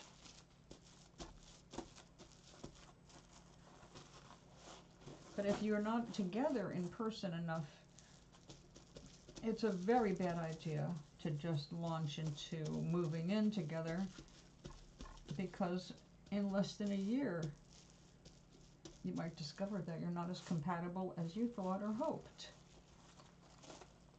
And I feel the same way, Gary. I love what I'm doing so much right now. I would not even want to have to date somebody regularly. Like, oh, we go out every Tuesday. It's like, I don't want to say that. Because I might have a Tuesday where I'm more into doing something artistic. Or I'm on a roll with writing or something, It's like, I don't know. That has to come first. And if they don't understand it, they're definitely not going to be somebody for me.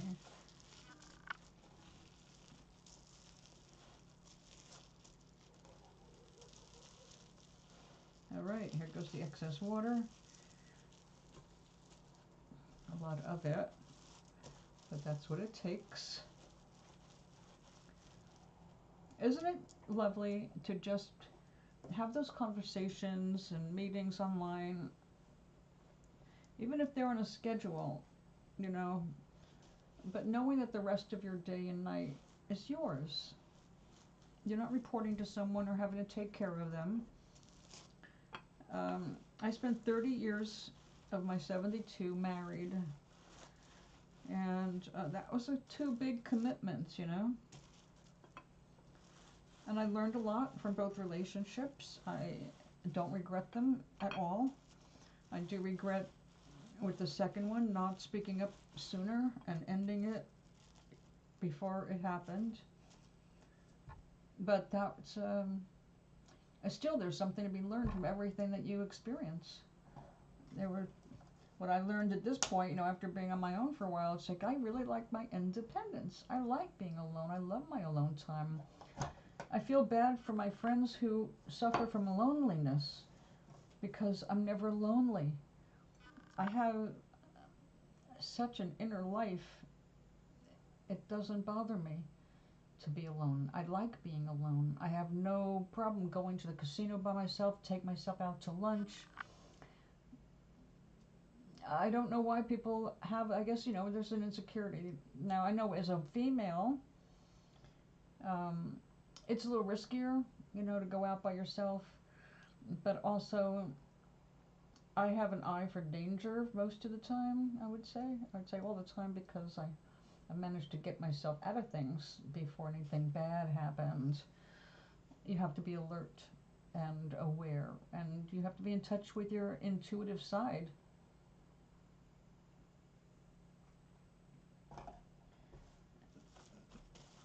But I have no problem going out by myself. I like going out by myself. As a matter of fact, my feeling about going out by myself is I can move faster. I can get to the stores, in and out of the stores faster. I can stop and stare at something longer if I want to. I can stop and read labels if I want to.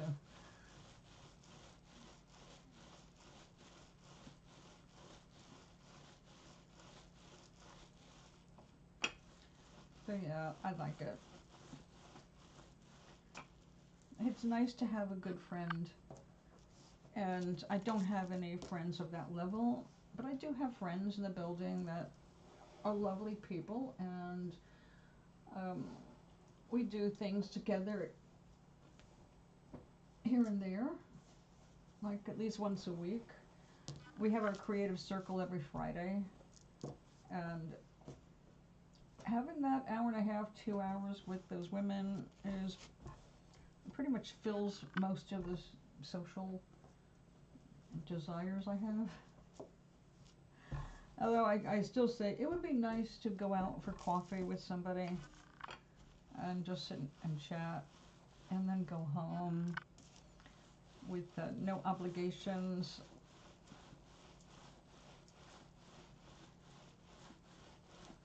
And it's hard to ask people out just for a cup of coffee, I think, these days, because if you don't call for a second cup of coffee, they feel insulted.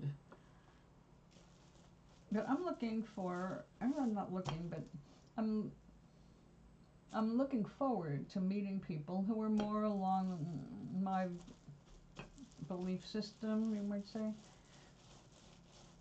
Because people who are into the same thing I'm into are generally creative, independent, can speak their mind, you know, my kind of people. Too afraid to move away? You are? You've already made moves. You didn't die.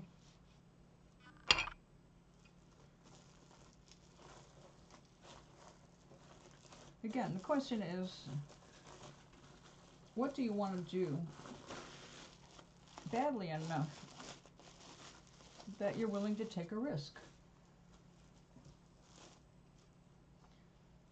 I love eating out.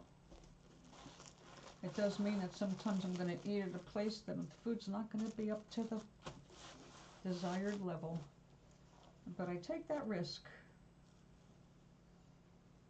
so I can try different places.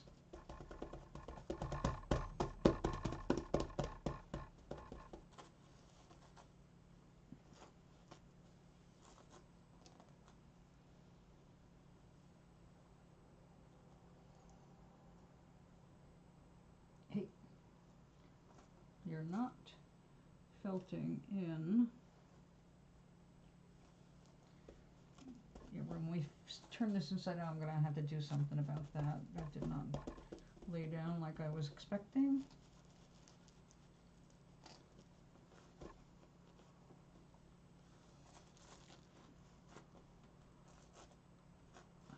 Okay.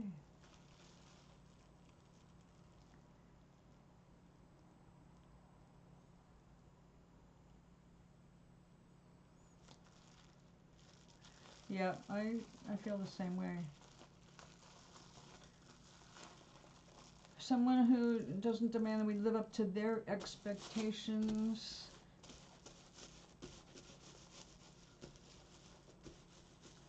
But unconcerned about living up to any of ours. I like things to be a little bit more equitable these days. I like going out with the ladies.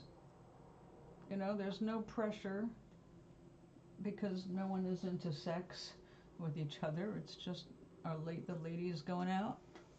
We do something together, have a meal together, and then we retreat to our own apartments. And I'm good with that.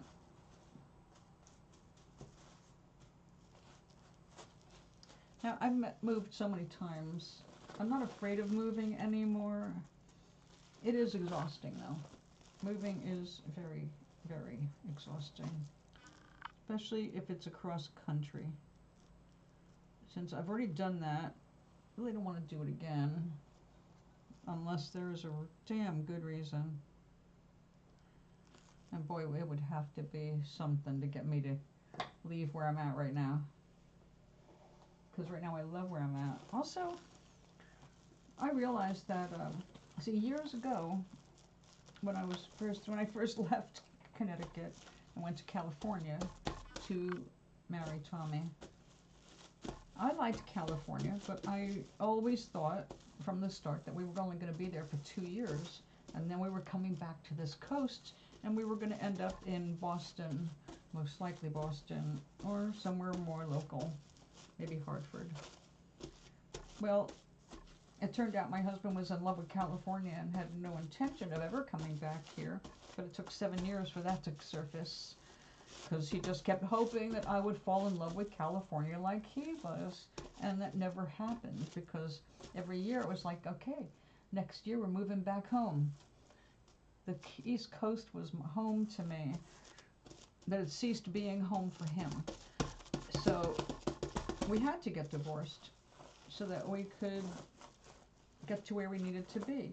But then when I met Glenn a few years later, the opening did not happen to move to Connecticut. The only opening was to get out of California, which was the priority at that moment, was just to find a place that had trees and water and country, and that turned out to be North Carolina. Who knew? Oh, well, that's good. They're good bug eaters.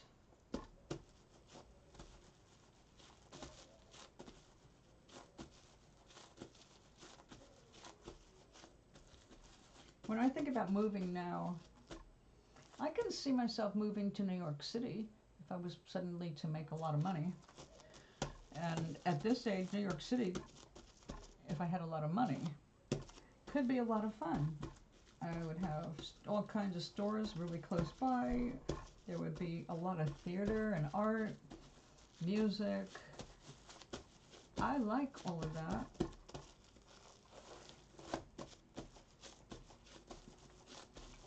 But it takes a lot of money. So yeah, if I would have to make a lot of money in one way or another to live in the city. But I would make another move if I could do something like that. Only because I'm an old lady and I don't know how much longer we're not going to be underwater on this coast.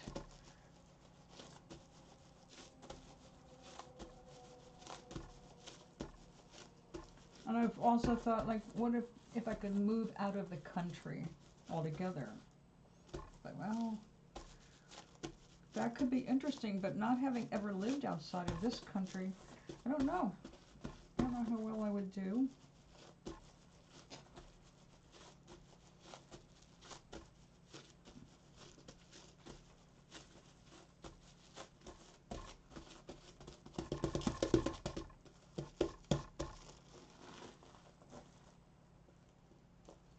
It's getting there.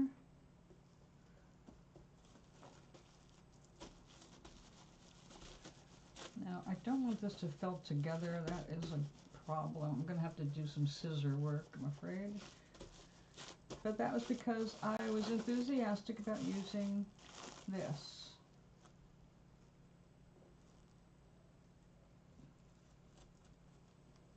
And that's really, that was a risky business.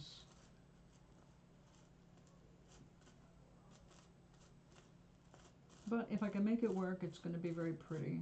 And if I can't, oh well.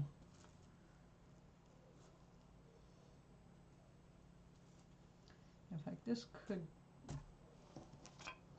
go.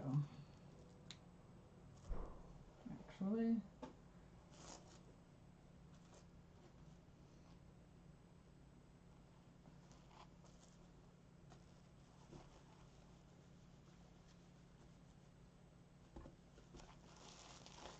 Now what this really needs is, I think, a little more soap.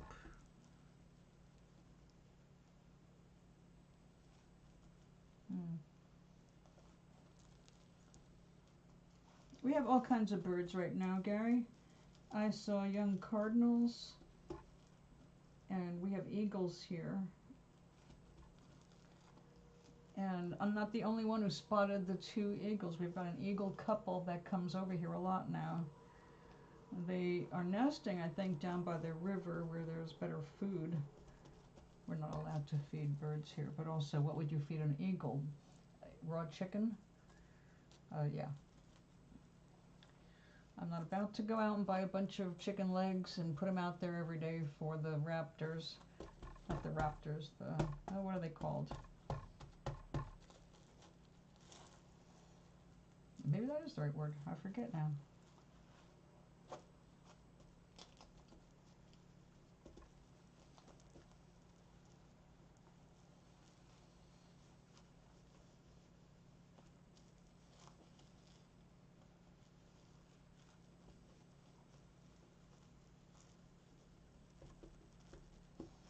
Let's do some more rolling.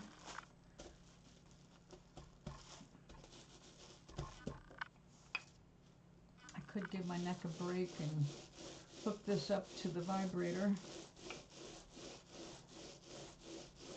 Or the cylindrical sander. We need to come up with another name for it because people are going to think I'm a pervert.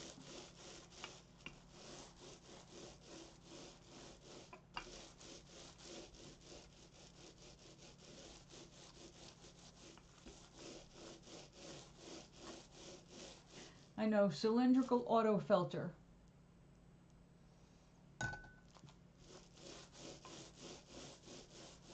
Because I just roll it up and let it roll around on my desk. It was funny the other day. It was kind of like spin the bottle. It was doing its own little dance on the bubble wrap.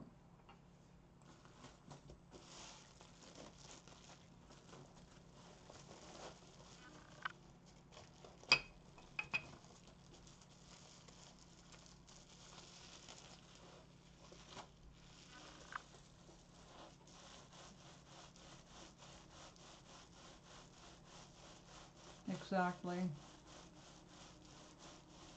Oh yeah, and I've been learning. I made my mess ups already, and you know, there's always something else to mess up. But then you have something you can feel like, this came out even better than I planned. So there's that. Now making the bags is way easier than making the straps for them.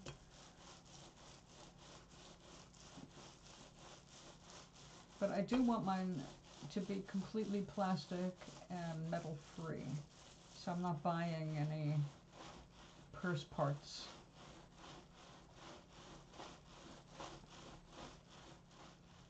Okay, maybe I should use the cylindrical vibrating thingy,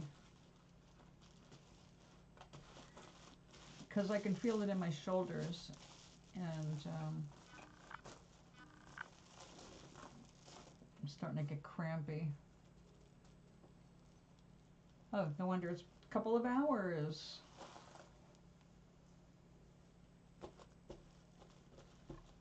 Oh, you're not felted down there. We're gonna have to felt you better. Let's see. I think we will go ahead and try the cylindrical auto felter.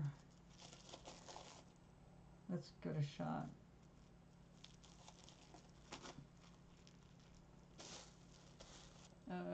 Towel. Where's my towel? Oh, that'll work.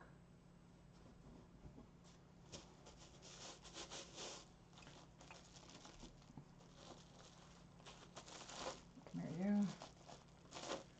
We don't need you right this second.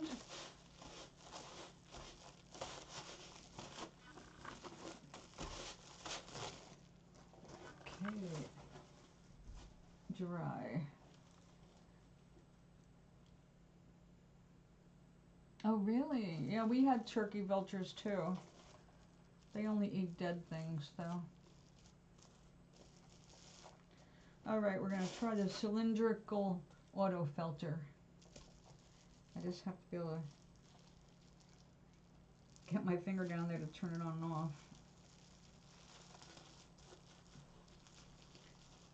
This worked very well for the silk felting. So, okay, you're too long and annoying. Come here.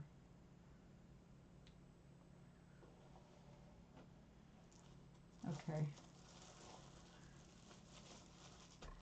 Now this is cool. Okay, let me get this out of the way. I found yesterday if I set it up and put this, it'll vibrate the whole table, but this has to hang up and dry. Hold on a second. It is soaking wet.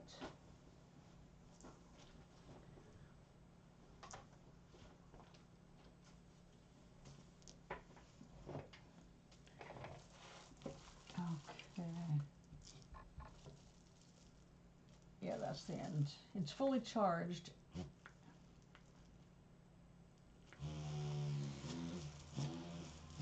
Okay, so now I just put that there.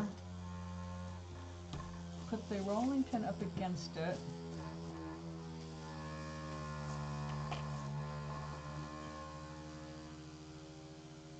I can see how this is vibrating. So yes, even though it doesn't look really obvious, it's felting the wool. So I can see who wrote. Let's see, Gary. Oh yeah, you got him. That's cool.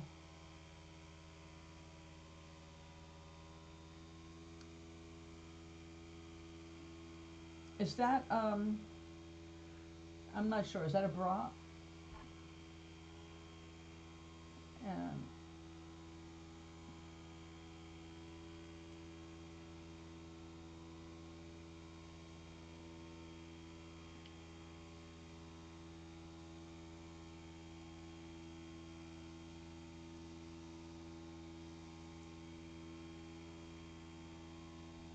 okay.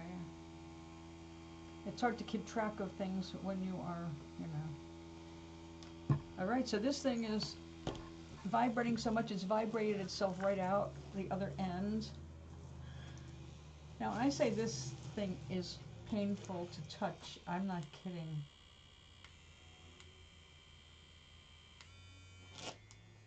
Uh-oh. You have to turn off. Ah!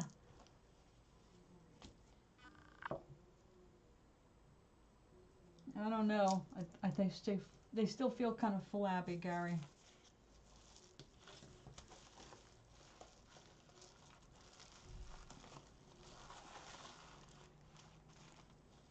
No, that still needs that there. Okay. You have to go back and forth and change the sides. All right. Yeah. Let's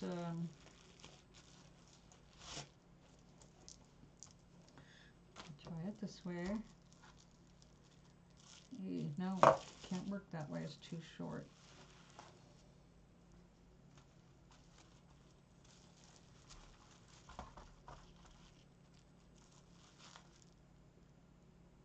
Wait, how am I going to do this?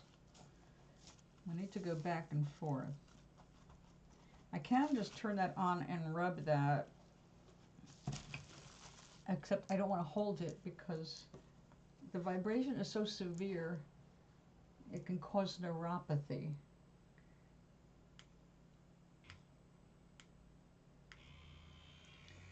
So you can let it just spin around.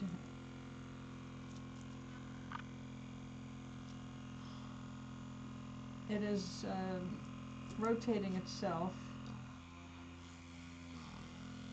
Look at that.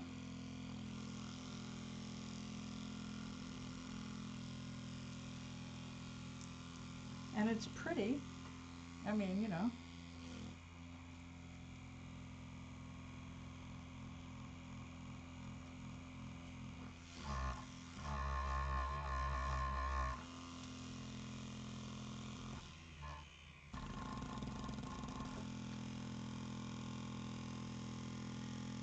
Get wild.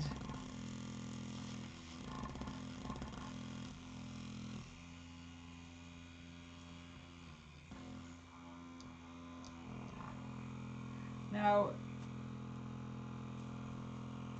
the other one is like an iron, and it's got a little handle. Same principle. Vibration. Lots of vibration.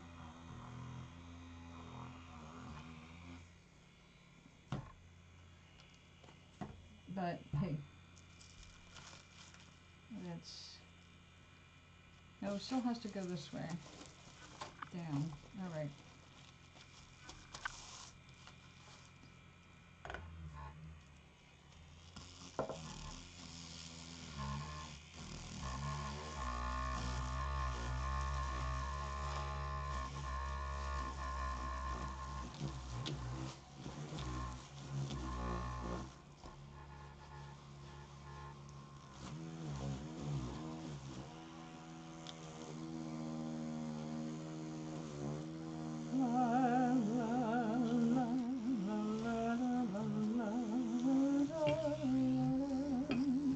Okay, so the silk one I just put there, I let it run out of battery.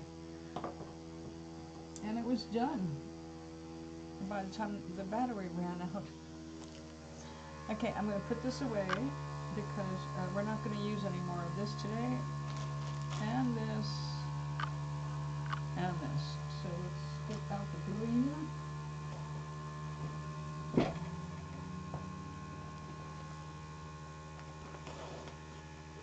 Oh, by the way, Gary, this is my new mint green dress.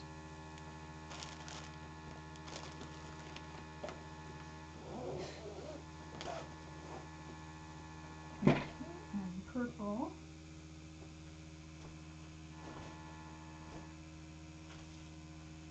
Now, my friend Min, she wants a nightlight like I did for myself, only she wants it in hot colors, starting with dark purple on the bottom and then moving up with the ruby and 12 to the light colors. There's the nice deep purple, orange, red, magenta rather. And they are very classic tropical colors. They even sell some wool fiber in those colors already, like blended.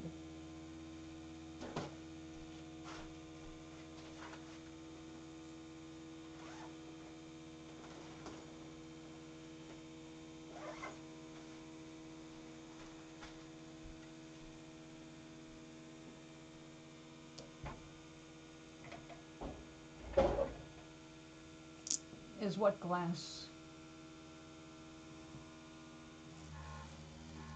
Yeah, it's coming out the other end.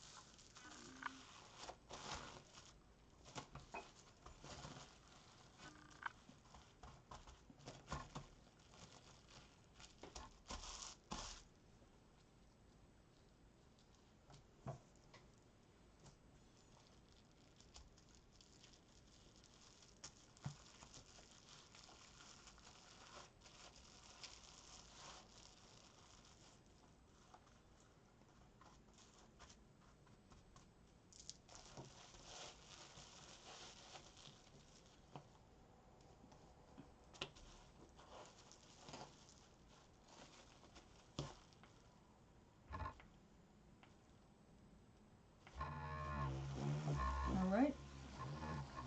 Now let's see if it'll vibrate itself out again. That looks more perverted now than it did when I used it yesterday. Anyway,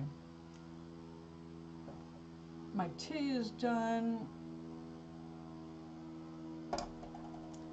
I cooked a roast chicken yesterday, so it's already cooked. I just have to saute some veg to go with it.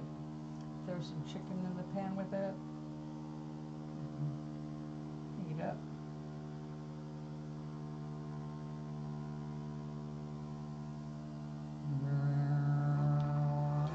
I wonder what note that is.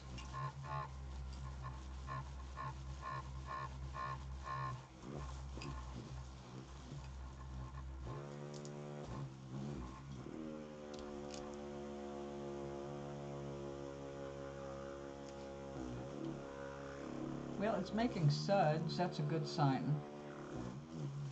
That means the wool is moving. This time it's staying in place. That's good.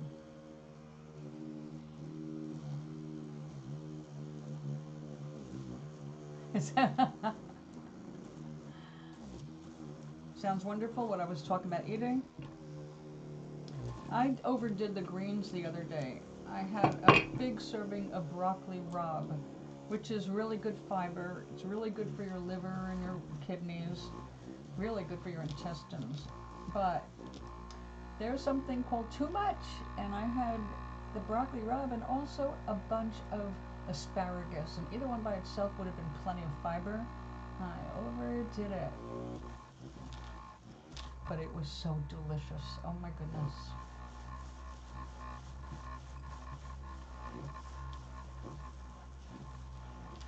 And I am so enjoying cooking stuff from scratch.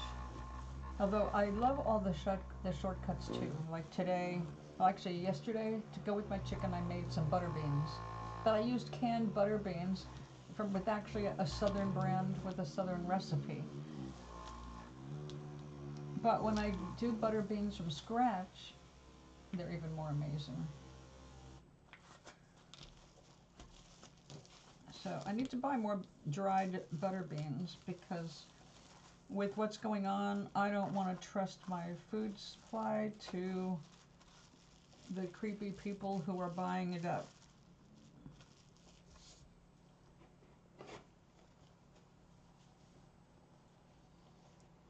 Did I get, no, I didn't get the runs, no. No, but it didn't do my other parts any good. It was just way too much.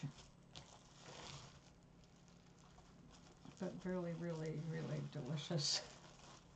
I do love good food. So I'd love to meet someone that I have that in common with. So they want to go out and once a week try something adventurous. Only I want to be able to get some of the better quality stuff, which requires a little bit more money. So it's more like once a month. My friend and I go out when she takes me out shopping. about once a month I ask her to take me somewhere that would take 3 hours by bus.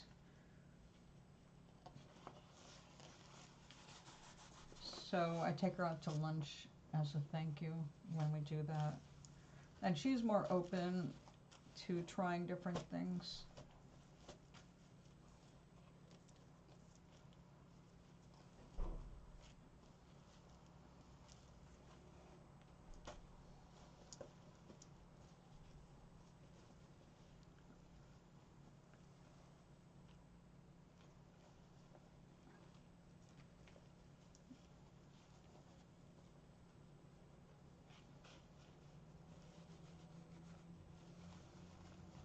Okay, we're gonna have to do more felting.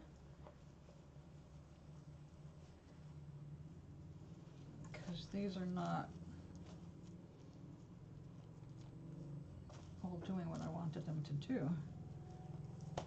See, this is synthetic. This is too, but that felted better. This did not felt worth a damn. And I thought I put enough wool across it. It's a little too late now though. So it worked okay on that side. Coming around the bend, it failed.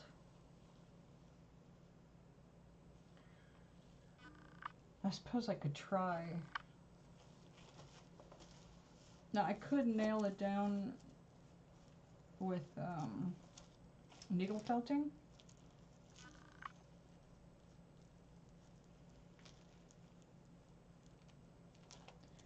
But I think I will do this instead. We'll end it here.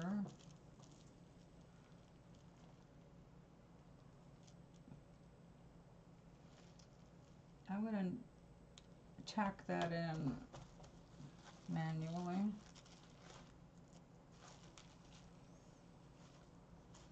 But that's going to be tomorrow because now it's dinner time. I've been on for more than 2 hours. Okay, but now you can see why I laid all the decoration out first and then layered the wool on top of it.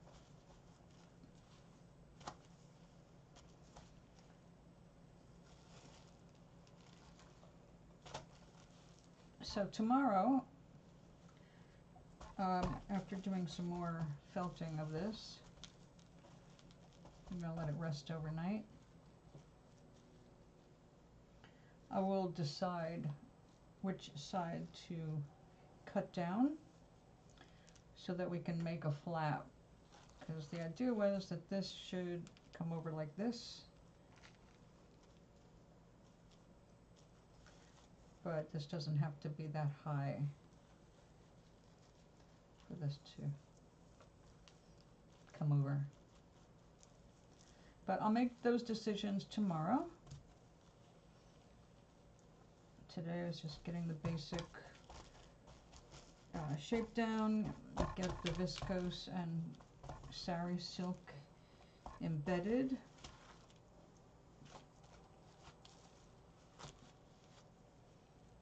Look at that. That is cool.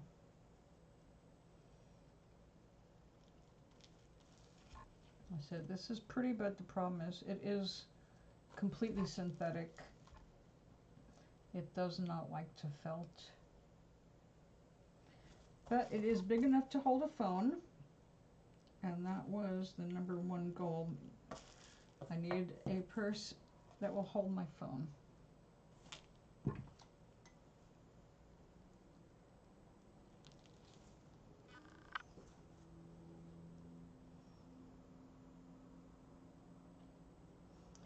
Oh, I'm sure you do. Yeah, I have, I did my laundry today, so I'm clear for at least 5 days.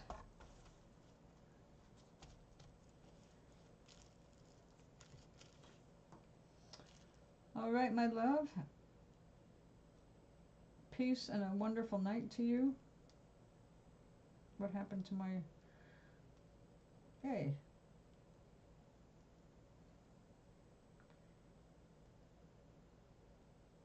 There we go. Okay. I'll be back tomorrow. Tomorrow's what? Tomorrow is Thursday. Okay, there's no Tai Chi tomorrow because we won't be able to have access to the TV and the videos. So I'll be here tomorrow for as much of the time as I can be here.